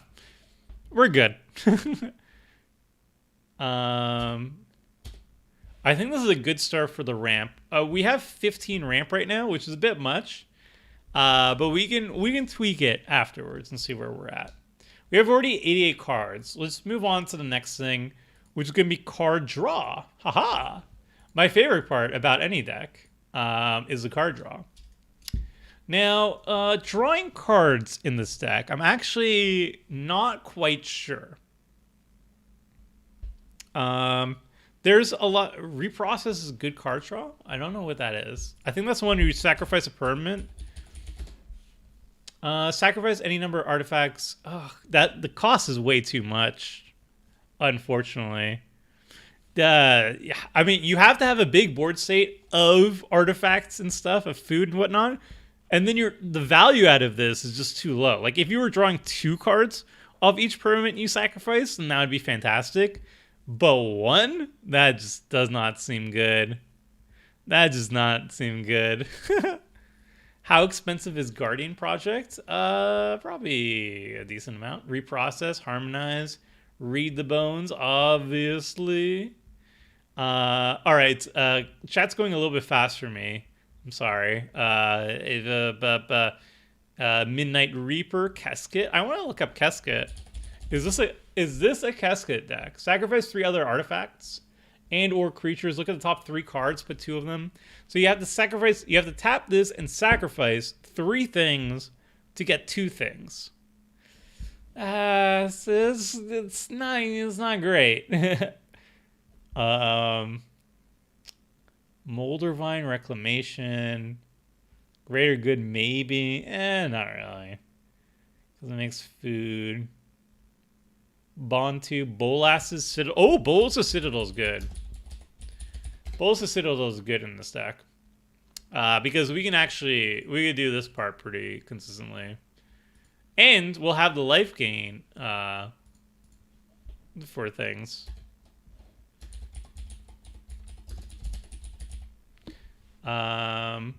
Is divination or harmonize what you mean? Yes. When I mean net 2 or more. How much is Bolas's Citadel these days? It's not too bad. Is it going up? I feel like it's going up, right? Yeah, but not like spiking or anything. Necropotence? That's going to be out of her. Grim Haruspex? Does Grim Haruspex work with artifacts? I don't think so. It's only a non-token creature we control dies.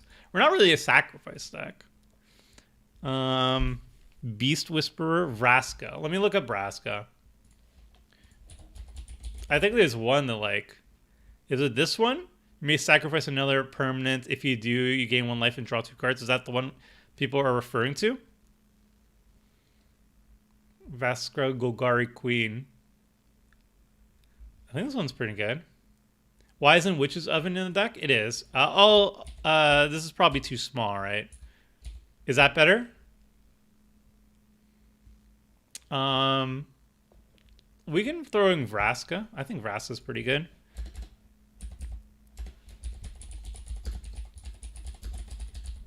Trading Post? That's not really good card draw, though.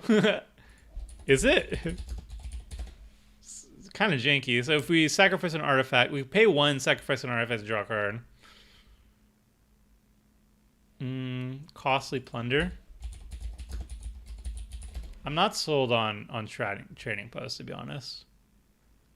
Sacrifice an artifact creature. It's only 1,000 then. Is there anything that triggers artifacts dying to draw? That's a good question. I don't know. I don't think so. Hermit of the Nattermals? What is that? Of the Natter. No. Callous Blood Mage. You can farm goats? I don't really want to do that. Death Reap Ritual? Does that work off? It's always creatures. Night's Whisper, I think, is good. I don't know how expensive it is, though. If it's like a couple dollars, then I will say no. Wow! This needs a reprint. Alright, let's just do Sign in Blood. Read the Bones. That's a good one. Siphon Mind. Always like me some Siphon Mind. Promise of Power. That's a good one, too. Let's do a Harmonize, you know? Harmonize is good. Viridian Revel, but only opponent's artifacts. Yes. That's unfortunate. Toski? I guess Toski is pretty tasty. Stinging Study? Stinging Study is okay. It's okay. In Zek.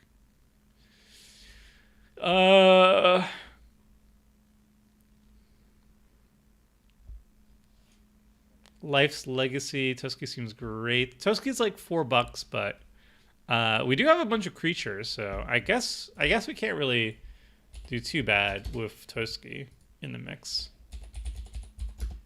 I can't believe there's no card that's like whenever you sacrifice or enter the battlefield artifact. I guess that's like more of a blue thing. Like I know there's blue cards that do that, right? Well of Lost Dreams can work too. I think the only problem with like Well of Lost Dreams is like it costs 2 mana to sacrifice the food, and then you have to pay another 3 mana to draw the cards, right? Abundance? Abundance is not really a card draw. Marionette Master's in the deck, I believe. There it is. It's Boo right there. So we have 1, 2, 3, 4, 5, 6, 7, 8. And then I think we have one more card that is a food related. Foreboding Fruit. I want one more. 5 mana, draw 3, and Golgari repeatable is not bad though. It's not great though. Is Idol of Oblivion any creature, any token, or is it specifically Idol of Oblivion? I'm not really sure about Beast Whisperer. Oh, what? This is great. Yes, look how efficient that is. 2 mana. Oh yeah, that's a good one. That is a good one. Idol of Oblivion. I'm not gonna be adding Beast Whisperer. First of all, I think it's kind of expensive. Well, I could be wrong on that one. Oh, it's not too bad. Second of all, I'm not really. Maybe we'll just throw it in. Yeah, why not? Beast Whisperer. You don't have to pay extra mana for it, which I like. I like not paying extra mana for things. Witch's Oven isn't in the deck? It is. I think. Wait, it's not. Is it not? Huh. Witch's Oven. Did we miss it? Huh. Wow. All right. Good catch. Sly, if only Sly record. Yeah, I got you. Throw Necrologia again? I feel like Necrologia is legit good. I can't believe I forgot it, actually. 1, 2, 3, 4, 5, 6, 7, 8, 9, 10, 11. Or this is not one, but I don't like a Proposis in the deck, by the way. Skull Clamp, maybe? Not sure if we're going to sacrifice route. I mean, Skull Clamp's always good. It's $6, but it's always good. God Eternal Bond 2. Disciple of the Vault is in here. I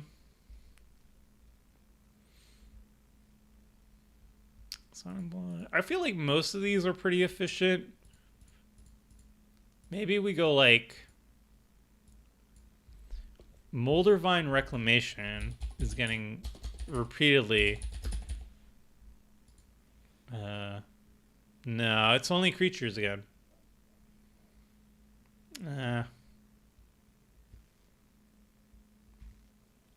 Oh, Savvy Hunter draws? Oh, it does draw cards. Huh. All right, we're pretty good then. I think we're pretty good. All right. All right, we're pretty good on the card draw department.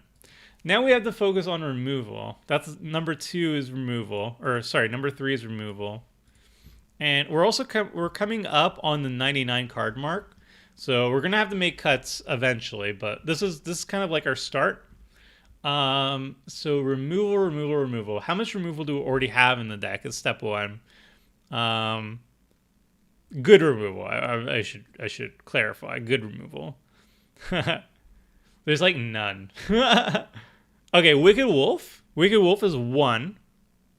Bog Naughty is terrible, but it's like a 2. Vraska is pretty decent.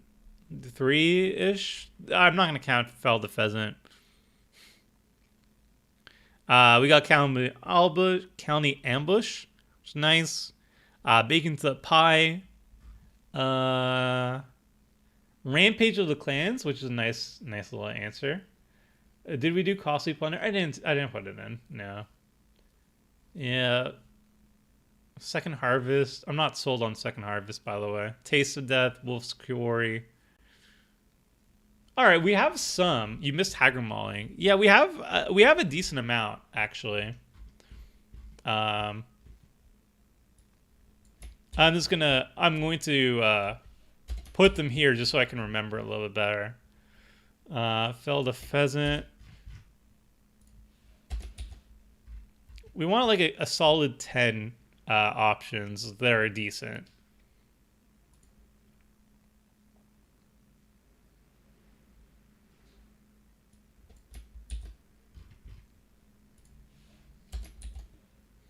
I think you have to have Ravenous Chupacabra, Feast of Succession, Feast or Famine, Death Sprout. I actually don't hate Death Sprout, to be honest.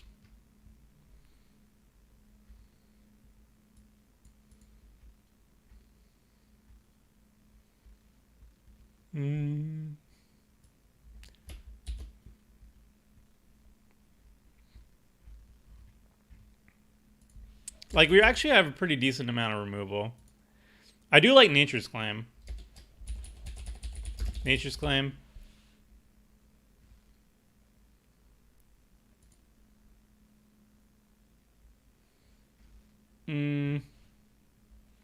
I do like Shriekmaw. I like focusing mostly on creatures again, just because it works well with Gyome. I think Shriekmaw is really good. Another hungry creature to cook for. Yeah. Reclamation Sage is nice. And I think Playcrafter is nice. Chupacabra over Shriekmaw. I like Shriekmaw a little bit more because it costs 2 mana to evoke it. And that still triggers Gyome, which I like. Bane of Progress for the big memes. I guess Bane of Progress would be really... no, blow up our food. That's not great. Phyrexian Delvarissa again, it's reanimation. It'll get you 2 foods. That's not too bad. We'll get there soon. We have Rampage of the Clans already in here. Binding of the Old Gods. Binding of the Old Gods tutors the cabin. Does it get any forests? I don't think the cabin's that... that great. Binding the... Oh god, there it is. It does fine. It's very slow, though. Ooh, Kogla. Do we have a lot of humans in the deck? We don't really have humans in the deck. We have like 2, 3. But that is an interesting one, huh? I think instead of Reclamation Sage, we'll go for Kogla. Just a big old beater. It's more expensive, sure, but it's like, it does work. Kogla the Titanate.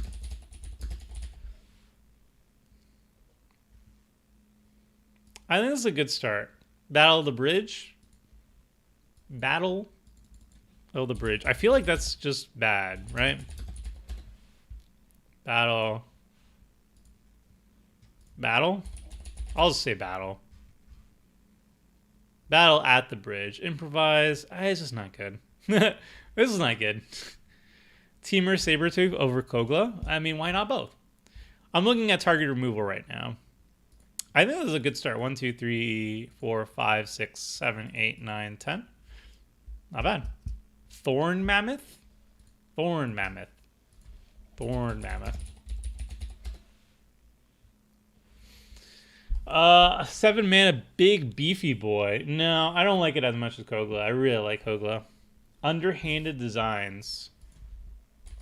Underhanded designs. Whenever it enters the battlefield, you may pay 1. That's not bad. Not bad.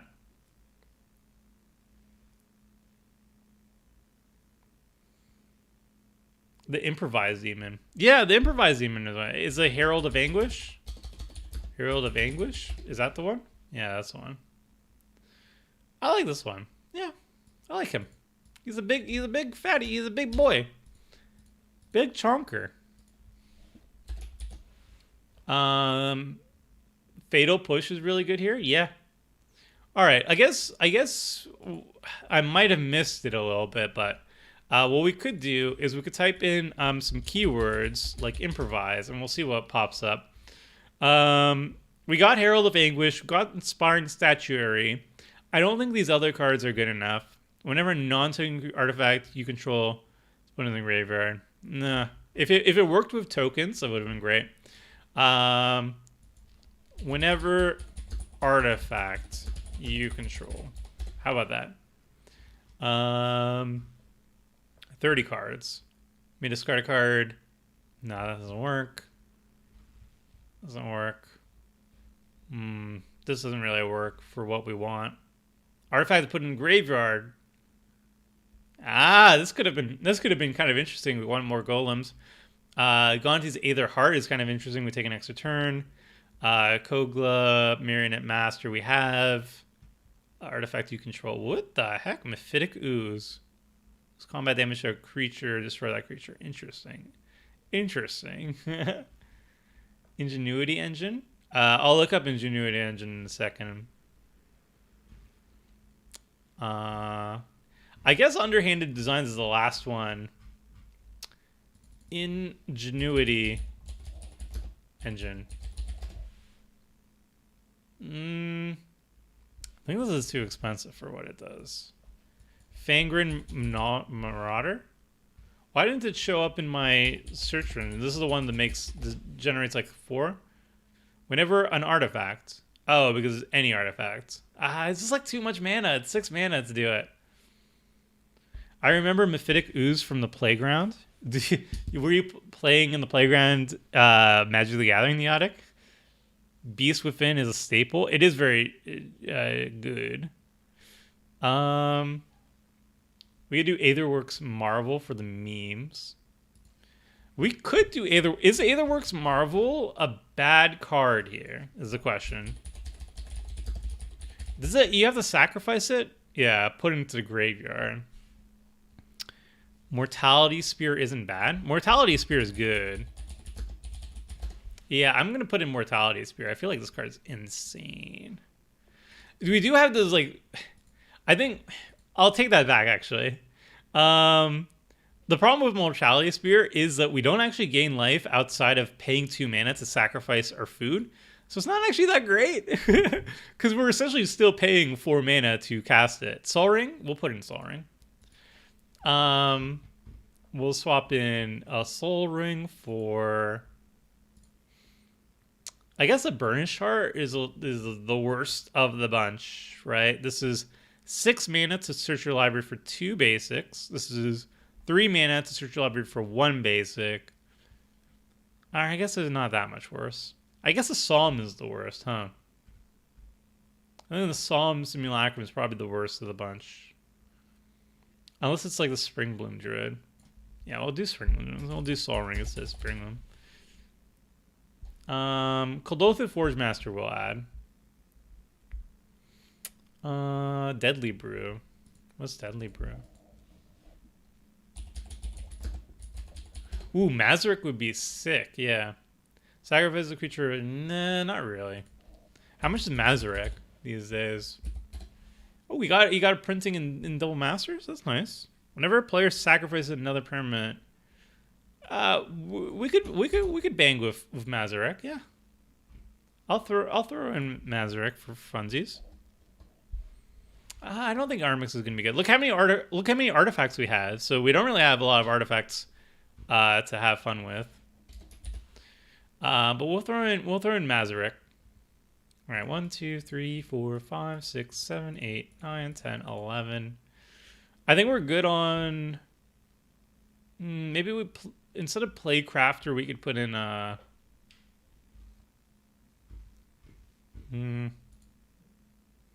Butcher of Malakir doesn't work with artifacts. We're not really a sacrifice deck. We're more of like an artifact sacrifice deck. Free sack outlets for cat. What's a free sack outlet for cat? No Beast Within?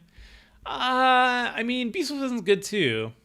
But I wanted to focus mostly on creatures. I don't know. Do we already have County Ambush as removal? Yeah. It's in here. Bacon to the Pie, Bognati, Felled the Pheasant, Wicked Wolf, County Ambush, Haggard Mauling, Nature's Claim, Shriekmaw, Kogla, Playcrafter, Herald of Anguish. I think these are pretty solid. I think Cloud Thresher's not great. Vanguard Marauder gains a lot of life. That's true. We'll throw in Beast Within, alright? Throw in Beast Within. Is it that much worse than Mortality Spear, though? I think maybe we'll put in Mortality Spear instead. We'll just do it. Mortality Spear. We'll just throw it in. I think that's just a good card. All right, we're going up in cards, and we're not quite done.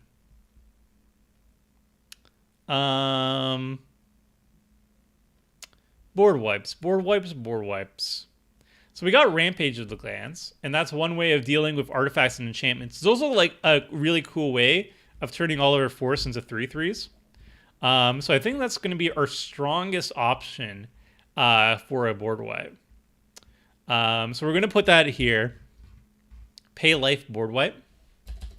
We're gonna put Rampage of the Clans as definitely number 1. We got Feast of Success. We got also what's it called? Taste of Death, which is another one that is very on flame, on flavor. Phyrexian Scriptures is a creature's board wipe. It is cheap, but it's not. We could do better. I think Feast of Succession's fine. It's not the most exciting, but it also I actually don't like Feast of Succession because it gets around indestructible. I would like something that works well with our creatures, like a creature board wipe that we can turn our creatures indestructible in response with Gyome. Blood on the Snow. I think you need Gaze of Grana also blows up. What's the commander? It's Gyome.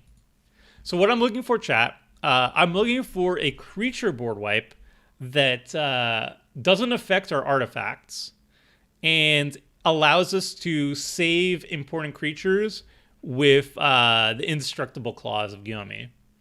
That's like a lot of layers, but I think that's what I'm looking for right now. I think that would work really well. Plague Wind. What's the black board wipe that lets you draw? Ooh. What about that? What about the split card? The split card, Golgari split card. It's either return 2 creatures or each creature gets oh no wait. I mean that still kills stuff. Find Finality. I really like that one. I really like Find Finality. I know it doesn't work with Gyome. It also kills Gyome. That's a little bit awkward. I mean, I guess you put the counters on Gyome and then it's fine. But I like that one.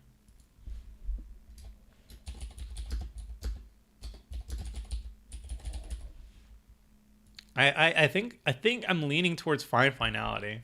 It's return up to 2 target creatures from your graveyard to your hand, or you pay 6, you put 2 +1/+1 counters on a creature you control, then all creatures get -4/-4 until end of turn. I actually like that one a bunch. Crux of Fate should be it. Archfiend of Depravity. Garruk's Wake seems fine. I don't know. I really like Fine Finality. What about Deadly Tempest? It's fine too. I think also like what's the other one, like the Golgari one where it's X and it's like all non-creatures, all non-land permanents X or less. That one's good too. But I really like Fine Finality. I don't know. That's personal preference thingy. You don't want to -1 with Indestructible. The nice thing is you can put 2 counters on Gyome and then save Gyome through that method. It's not great for other things, but you know, Pernicious Deed, Gaze of Granite. Yeah, I like Gaze of Granite, and I like Fine Finality. I think they're both solid. I just don't like Gaze of Granite because it blows up all our artifacts. Braids, you can sack your foods. Braids is banned. It's sad. I'm sad. I get sad every single time I think about that, but unfortunately it's true. Blood on the Snow, I think you need snow lands, right? On the snow. Or you need snow lands to get the reanimation ability. If we had a bunch of snow in here, I would say it would be really good.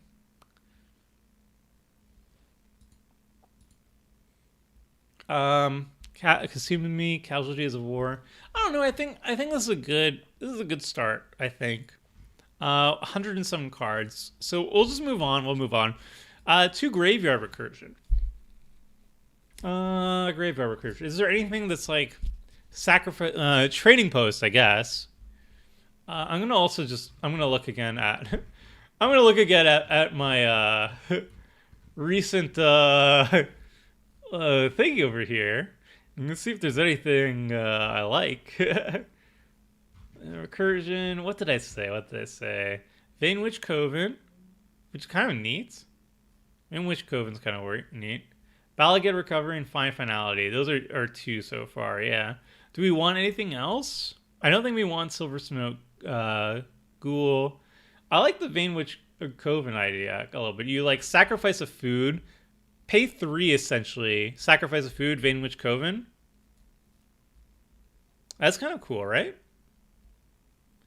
Victimize.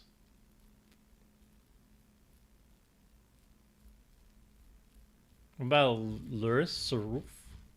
Seasons Past. I don't know. I think that's pretty good.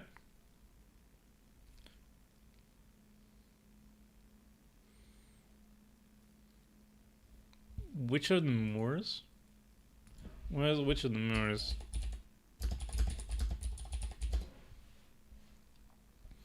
At the beginning of your end step, if you gain life this turn, each opponent... Oh, I really like this card.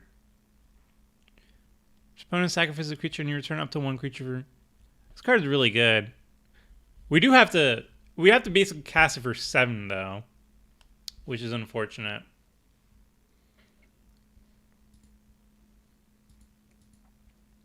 I'm gonna just run in the Coven. Where are you? What's it called? The Vainwitch Coven. Are we doing necrotic ooze things? I mean, we'll figure it out at the end. We're gonna have to figure out how the deck wins for sure. So we have 3 ways of getting creatures from the graveyard. Flexible tutors. I think for flexible tutors, Final Parting and Gerard's Orders, I think should work out really well. I really like Final Parting and Gerard's Orders because we can put like Feasting Troll King into our graveyard and then sacrifice foods and get it back.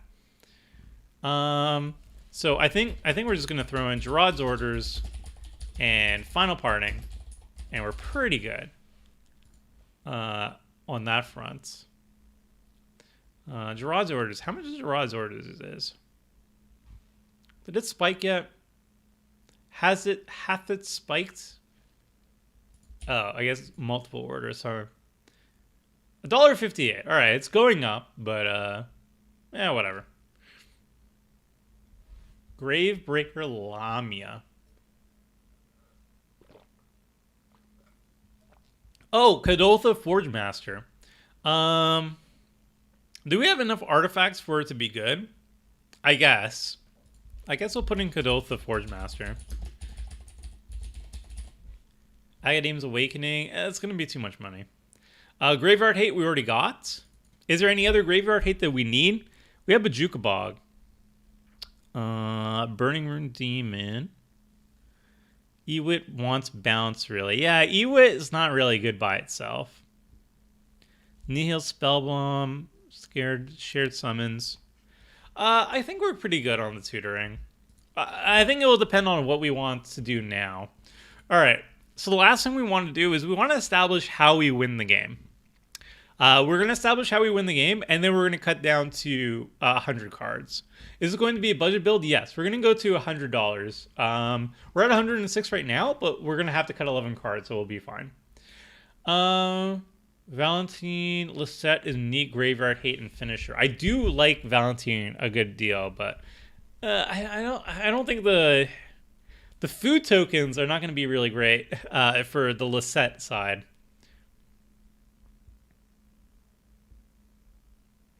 Forge Master gets Smokestack. It's not really a win con though. All right, so I'm now definitely open to opinions on how we're going to actually win the game. So the ways that have been brought up already are Marionette Master works really well with food tokens. It's a good way to give reach to the deck. But I don't know if there's any infinites that go with it. I think it's Marionette Master plus Ashnod's Altar plus Nim Deathmantle. I think that is the win condition. A big Great Aurora with a bunch of tokens seems good, Tomer. I agree, Christopher, but I don't think there's going to be enough tokens that we're making in this deck for it to be insane. Cranial Plating. Oh, Cranial Plating is very good. Maybe we just add Cranial Plating. Assemble the Great Machine from Mirrodin. What's that? How we win? Okay, so I think we do want to win with the Cat Oven combo. So can we run by me again? So we have Cauldron Familiar, right? And we have Witch's Oven. So we sacrifice the Cauldron Familiar to the Witch's Oven. So each opponent loses 1 life, we gain 1 life. We make a food with the Witch's Oven. We can sacrifice the food to bring the Familiar back. And then we need to untap the Witch's Oven, right?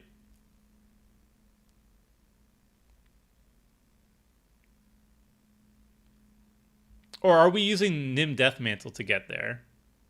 We have Pitiless Plunderer in the deck too. All right. I'm a little bit confused, chat, so I'll need some help. I want to win with the Cat Oven combo, but what are the pieces for it? Before sacking the food, use Clock of Omens to untap the oven. But we need two artifacts to untap, right? So we need to untap the food, and we need to tap the food, and we need to untap with something else, right? Like, how does Clock of Omens do it by itself?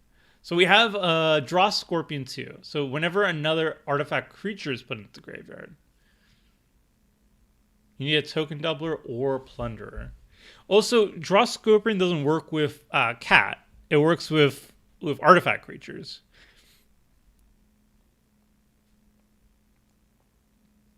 Pitiless Plunderer, Oven, Cat, Clock of Omens. Okay, so we sacrifice the Cauldron Familiar to the Oven. We're going to make a food token. The Plunderer makes a treasure token. Then we use the Clock of Omens to tap the treasure token and the food token to untap the Oven and repeat the process. Okay. Pitiless Plunderer needed for okay, so we have that's a 4-card combo. Is there any other ways we're winning the game? Because the 4-card combo is nice, but I feel like we'll need more to establish a win. Pitiless Plunderer or Ulvenwald Mysteries gives additional tokens. Gyome makes the other food, but Gyome only makes it at an end step. Nadir's Nightblade. Animation module. Okay, sort of a win con. Okay. Do we want to add in Ulvenwald Mysteries? Is this needed? Ulvenwald Mysteries. Whenever a non-token you control dies, investigates. Whenever you sacrifice a clue. It doesn't seem that great. By itself, at least. What about using 1/4 of your budget on Paralyze? I don't think we need it, right? All right. Have a look at reprocess. I looked at reprocess, Daniel. I don't think it's good enough. I don't think this deck is going to flood the board with enough. Like reprocess it's just too inefficient. Like I don't know. You need to be already like super ahead for reprocess to be good. If it drew 2 cards for each one I sacrificed, that would be good. All right, the other 4-card combo: Ashnod's Nin, Cat, and Food Creator. Okay. By the way, how did Draw Scorpion combo? What's a Draw Scorpion combo? Because it's only when another artifact is put into the graveyard.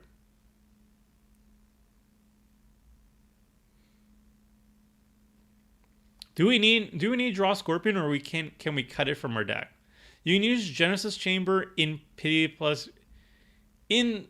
Pitiless Plunder spot with Cat Oven plus Clock. Genesis Chamber. Oh, that's true. But I feel like Genesis Chamber doesn't really do much by itself. So I like the Plunder playing more. Scorpion needs Mycosynth Lattice. Mycosynth Lattice is really expensive, though. Oh, yeah, I see what you mean. Yeah, it's like $48. We'll take out the Scorpion then. Okay. And we also have the second main win condition, I would say, is a Marionette Master. We sacrifice it and the creature tokens. We sacrifice it and the servo tokens, or 1 servo token, to Ashnod's Altar. We use that 4 floating mana to pay for Nim Deathmantle, returning it to the battlefield. And each time we do this loop, we're pinging people or draining people with Marionette Master. So I think that is going to be a very powerful win condition in the deck. So we have the Marionette Master win condition, and we have the Cat Oven combo. So I think both of these are going to be sufficient for us to win the game. Correct me if I'm wrong. We also had Disciple of the Vault, yes. So I think we're good for the win conditions. If I'm correct, did we decide against Mazurek? Mazurek's in here, yeah. Mazurek seems sweet. I feel like for a lot of the artifact ideas, you need to go more all in. I feel like we're going to just fine tune the list a little bit so it works a little bit better with what we're aiming for. We also added cranial plating, which I think might not be necessary, but we don't have a lot of artifacts, to be honest. We have like a lot of food makers, but I don't think the plating is going to be that amazing. Sifter of Skulls of the Cat. Sifter of Skulls. Sifter of Skulls.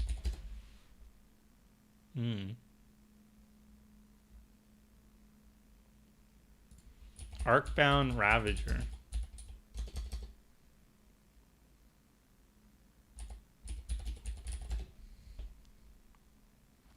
Cranial plating on Marionette kills people very quick. Yeah, that's pretty much it, T. That's pretty much the game plan. This is a food deck. So I think we're going to... Hey, Jack. I'm doing well. I hope you're having a good day as well.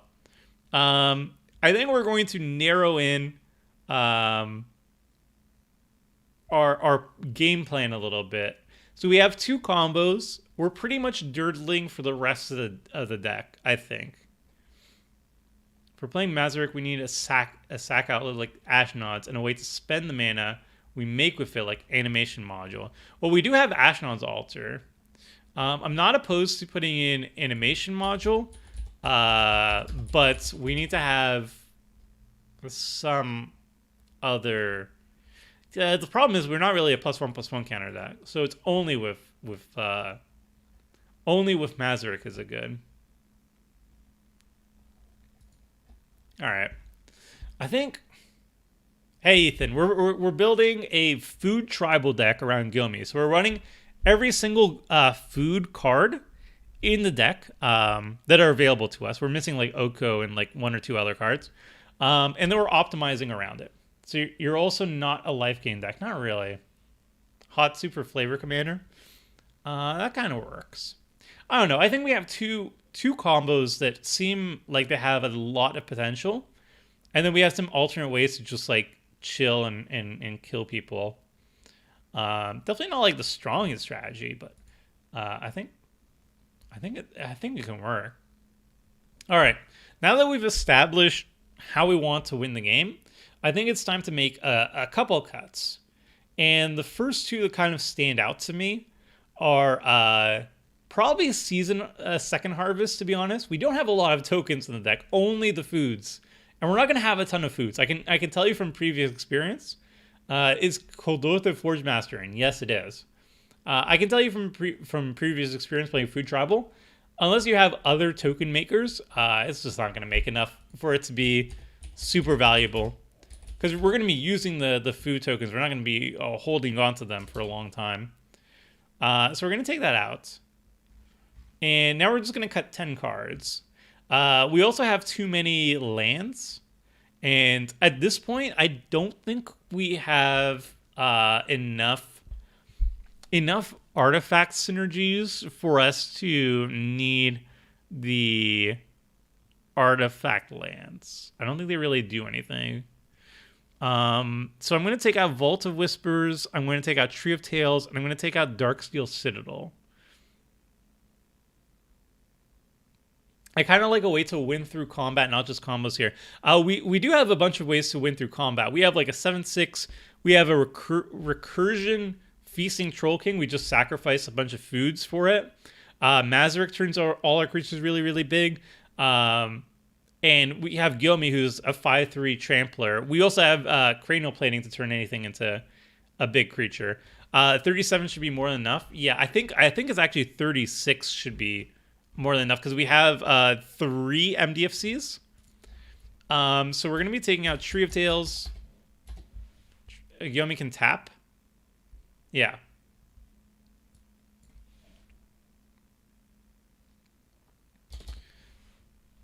We're going to take out Vault of Whispers. The reason why I'm taking out the lands is they are a little bit vulnerable to artifact removal of our opponents. What the heck happened? I took out one card and suddenly everything went nasty. What? Moto, please. I mean, not even Moto, please. It's just like, what just happened? Save? Alright, it went back to normal. How about King Makar to abuse a tap? I think that's a little bit too deep. I think 35 lands is fine. Maybe it's a little bit too low. It's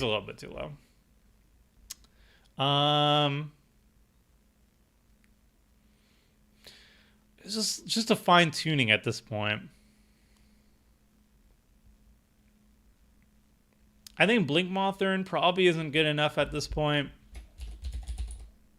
Or maybe it is. I don't know. I need to test it. We don't have a ton of artifacts. So maybe 35 is not too low at all. I mean, 35 of MDFCs. It's definitely lower than I generally aim for, but it should be fine. I usually try to go for 36 plus 3 MDFCs, or like 37 is good. Maybe Balaged Recovery. We got it in there. We got Balaged Recovery. We got Malakir Rebirth. We actually have 4 MDFCs. Colony Ambush, and then Hagar Molly. So 35 lanes, 4 MDFCs. It should be fine. All right, so I think we're keeping all of these artifacts. I think all the artifacts are fine. We're probably going to take out, like, the Siphon Mine, I guess. Not the most exciting. I guess it is better than Harmonize, though, huh? This is draw 3, opponents lose 3. Harmonize is just draw 3 and not anything else. I'll take out Harmonize. Phyrexian Reclamation. I like the Coven. I think the Coven's kind of sick. The Vein Witch Coven. Whenever you gain life, you may pay 1, and if you do, you return target creature card from your graveyard to your hand. Promise of Power is worse than Harmonize? Absolutely not. This is a pay 5, draw 5. Harmonize is pay 4, draw 3. This is sick. Oh, we have the Florahedron. The Florahedron. The Florahedron. Alright. I still don't like it. Do we have Bane of Progress in here? No, because it's going to blow up all of our food.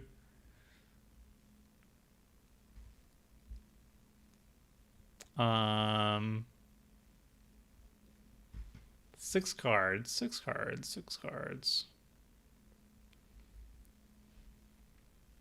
How much ramp did we have again? How much ramp? Was it too much? 1, 2, 3, 4, 5, 6, 7, 8, 9, 10, 11, and 12.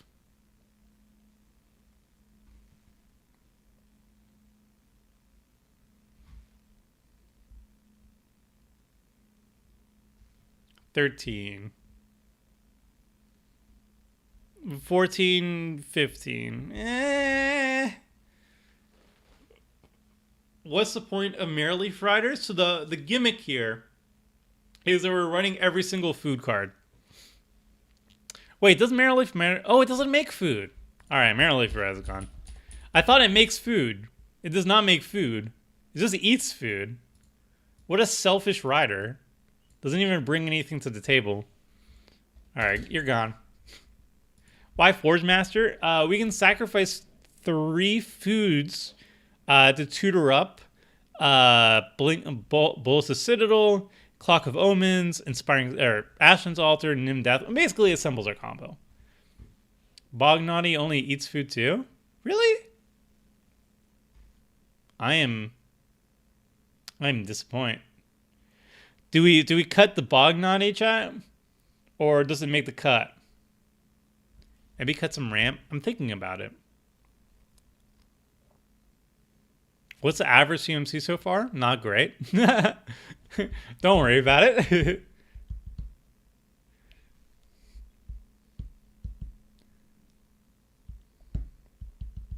I kind of want to keep them naughty, to be honest. Let's search its... Yeah.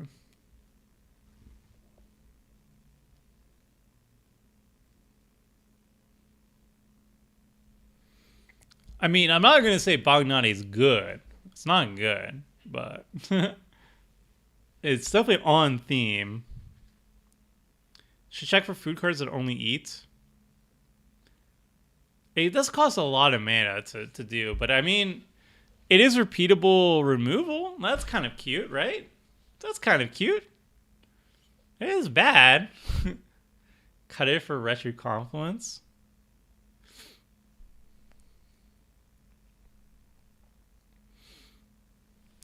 This part is always hard. This part is always the hardest part. When you have 5 cards, you want to cut stuff.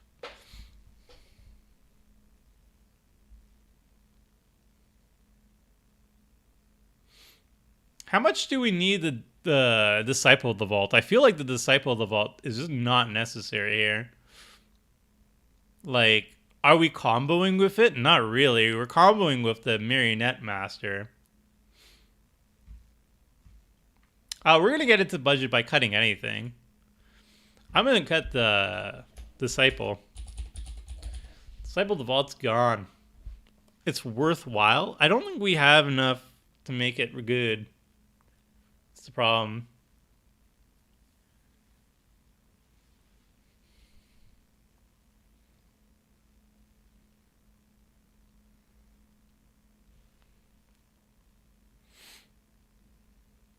What's the difference between Disciple the Vault and the Master in this deck?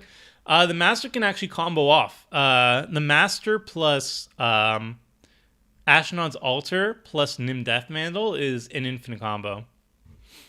So the Vault, the Disciple's gone. It doesn't. It's not an extra Master because it doesn't combo.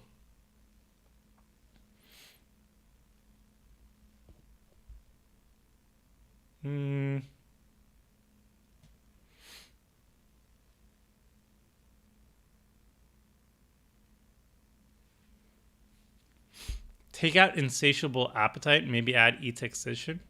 Insatiable.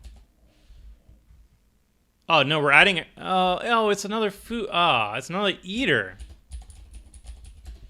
I want a food maker. Oh, thanks, Ian.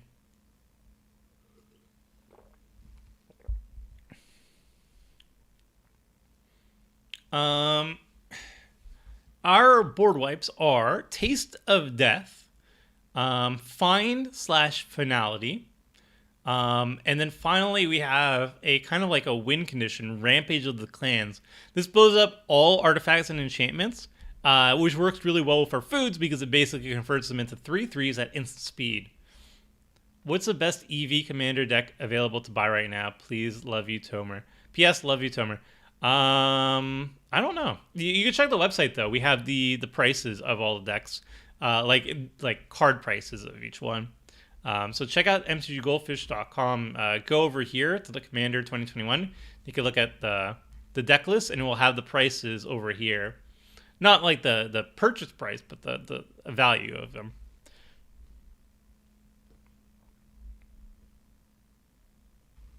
Yeah, I think Gyome was like they just kind of threw it in there, but they didn't really intend it to be the main focus of the deck. Unfortunately, I still don't like Find Finality in this deck. I like it because it's double find 2 creatures, put them into your hand.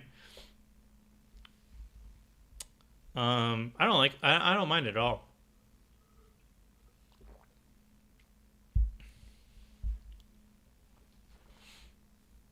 I think maybe the Burnish Heart's a little bit too slow. 6 mana for 2 lands. I'll take out the Burnish Heart. I like 3 mana for 1 land and 6 mana for 2 lands. It's not as great. What is all this ramping there for? What are we ramping toward?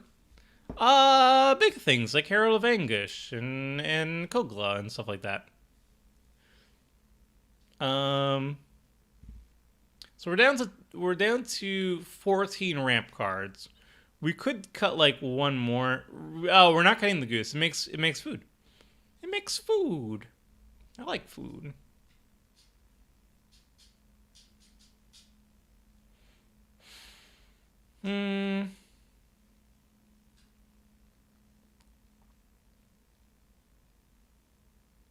Yeah, everything that makes food is staying. Everything else can be cut.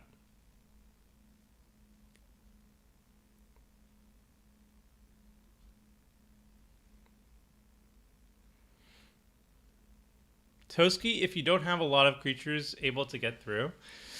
I think even if we have one creature that could get through, it's worth it. I think Toski is so good. Sign in Blood, Read the Bones don't really do much. We're a janky deck. We need to draw a lot of cards to get to our good stuff. Wait, which cards aren't on MTGO? Gyome's not on MTGO. So we can't play this online. 2 more cards, chat. I kind of just want to take out. Interaction, which I know is wrong. I just want to. I'm looking at like Mortality Spear. I'm like Mortality Spear. Nah. Oh, cut the farmhand. We can't just cut all of our ramp.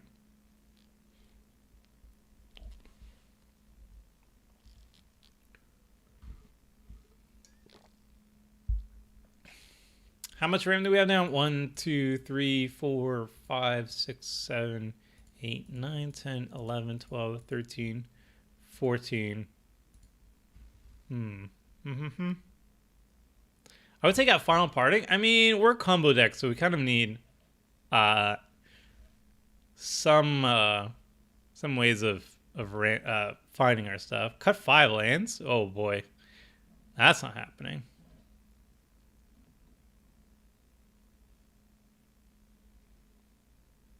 All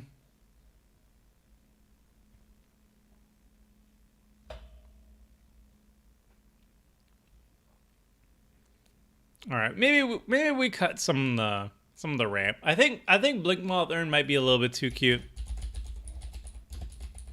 It's good, but it's not as good as Inspiring Stature in this deck at all. I'll take that out. And then we'll cut one more. I'm only cutting out too much ramp, by the way, but I think it is correct to take it out. What about protection for your commander and other permanents? I mean, Gyome does make itself indestructible. That is a nice start. And we do have Malakir Rebirth. Urn helps your opponents as well, I think. Yeah. Do we cut Taste of Death? Absolutely not. It makes food tokens. The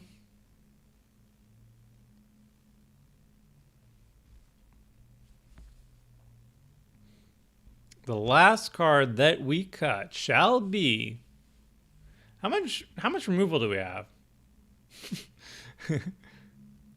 I don't advocate cutting interaction, but if we have more than 10, 1,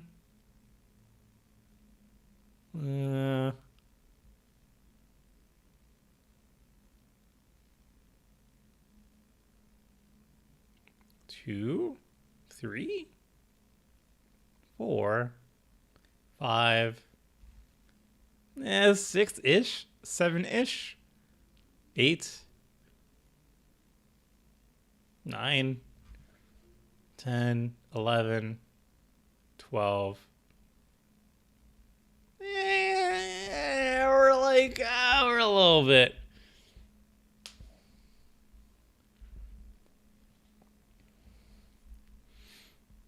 We're a little bit on the edge there, or I could be like, yeah, just cut like a Mortality Spear. It's fine. We're actually cutting Mortality Spear. We're cutting Mortality Spear. I don't care, chat. It's fine.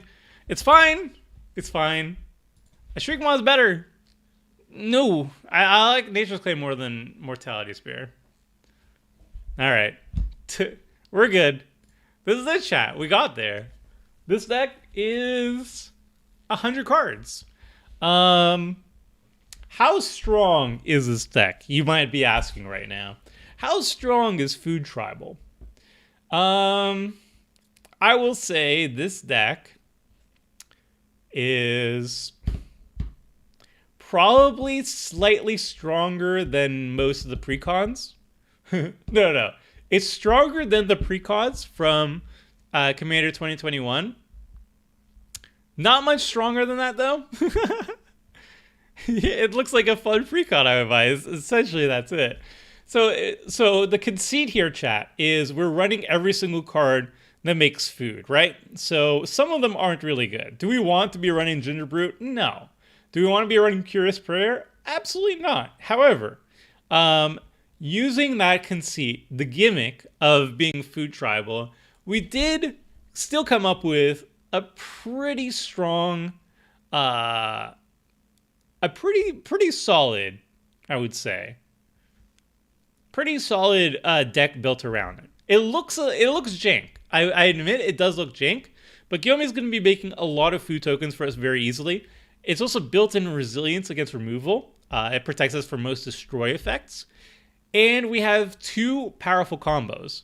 The first combo being the primary one is Marionette Master plus Nim Death Mantle plus Ashnod's Altar. The way this works is Marionette Master enters the battlefield with 3 servo tokens. We sacrifice the servo token to Ashnod's Altar, triggering Marionette Master to make an opponent lose 1 life. Then we sacrifice the Master to the altar as well, and we generate 4 mana total. We pay that 4 mana to Nim Death Mantle and return Marionette Master to the battlefield, and we can repeat this process infinite times for infinite drain. Then the other way that we win, combo way that we win, is the classic Cat Oven combo. Cauldron's Familiar plus Witch's Oven plus Clock of Omens plus Pitiless Plunderer. It's a 4-card combo. It's a bit janky. Whatever. The idea is you sacrifice the Familiar to the oven by tapping the oven, sacrificing the creature. You make a food. Then you when that happens, you make a food token with the oven, and you make a treasure token with the Pitiless Plunderer. So you make 2 artifacts in total. You tap those 2 artifacts to Clock of Omens to untap the oven, and then you repeat the process infinite times. 4-card combo, kind of jank, but whatever. It works. Then we have beaters. We have Cranial Plating. A creature just gets +1/+0 for each artifact you control. We're going to make a lot of foods. It'll basically turns any of our creatures into, big game winners. Then we also have big beaters like Kogla the Titan Ape, which is just like hyper efficient, 7/6. It's going to rock people's worlds. We have Feasting Troll King, which works really well with our 2 tutors. Because you can sacrifice 3 food tokens to return it from the graveyard to the battlefield, and it's a 7/6 with Vigilance and Trample. And we can put it into the graveyard immediately by Final Parting or Gerard's Orders. Oh my goodness. Attention. The alarms! This is the Vaughan Fire Department. Be advised, the emergency is under control, but this is still an active scene. Please remain in your units if safe to do so. Attention, this is the Vaughan Fire Department. The emergency is under control. It's under control, chat. But this is still an active scene. Please remain in your units if safe to do so. We're good. All right. And so, why does your building have so many? It was a real fire. All right. So we covered the combos. We covered some of the big beaters, and then we have Mazarek. Whenever we sacrifice stuff, Mazarek gets really big. You know what? I think maybe we take out Mortality Spear for the... we take out Mazarek for the Mortality Spear. I feel like that could be fine. Is Mazarek good enough in this deck? I feel like no. Or maybe it is. I don't even know anymore.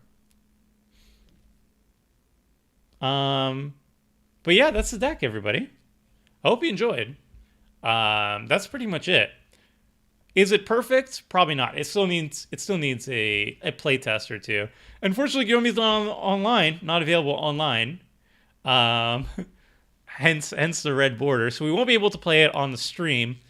Hopefully, though, it does get put online and everything, and we could try it at a later date. But yeah, that's the stream, everybody. Hope everybody enjoyed. Thank you so much for joining me on this Sunday afternoon, evening, night, morning, whenever it is for y'all. And we'll be back Wednesday with another stream gameplay video. I don't know what I'll be playing yet. Something that's available online, unlike Gyome. And it will be at 6 p.m. Eastern time.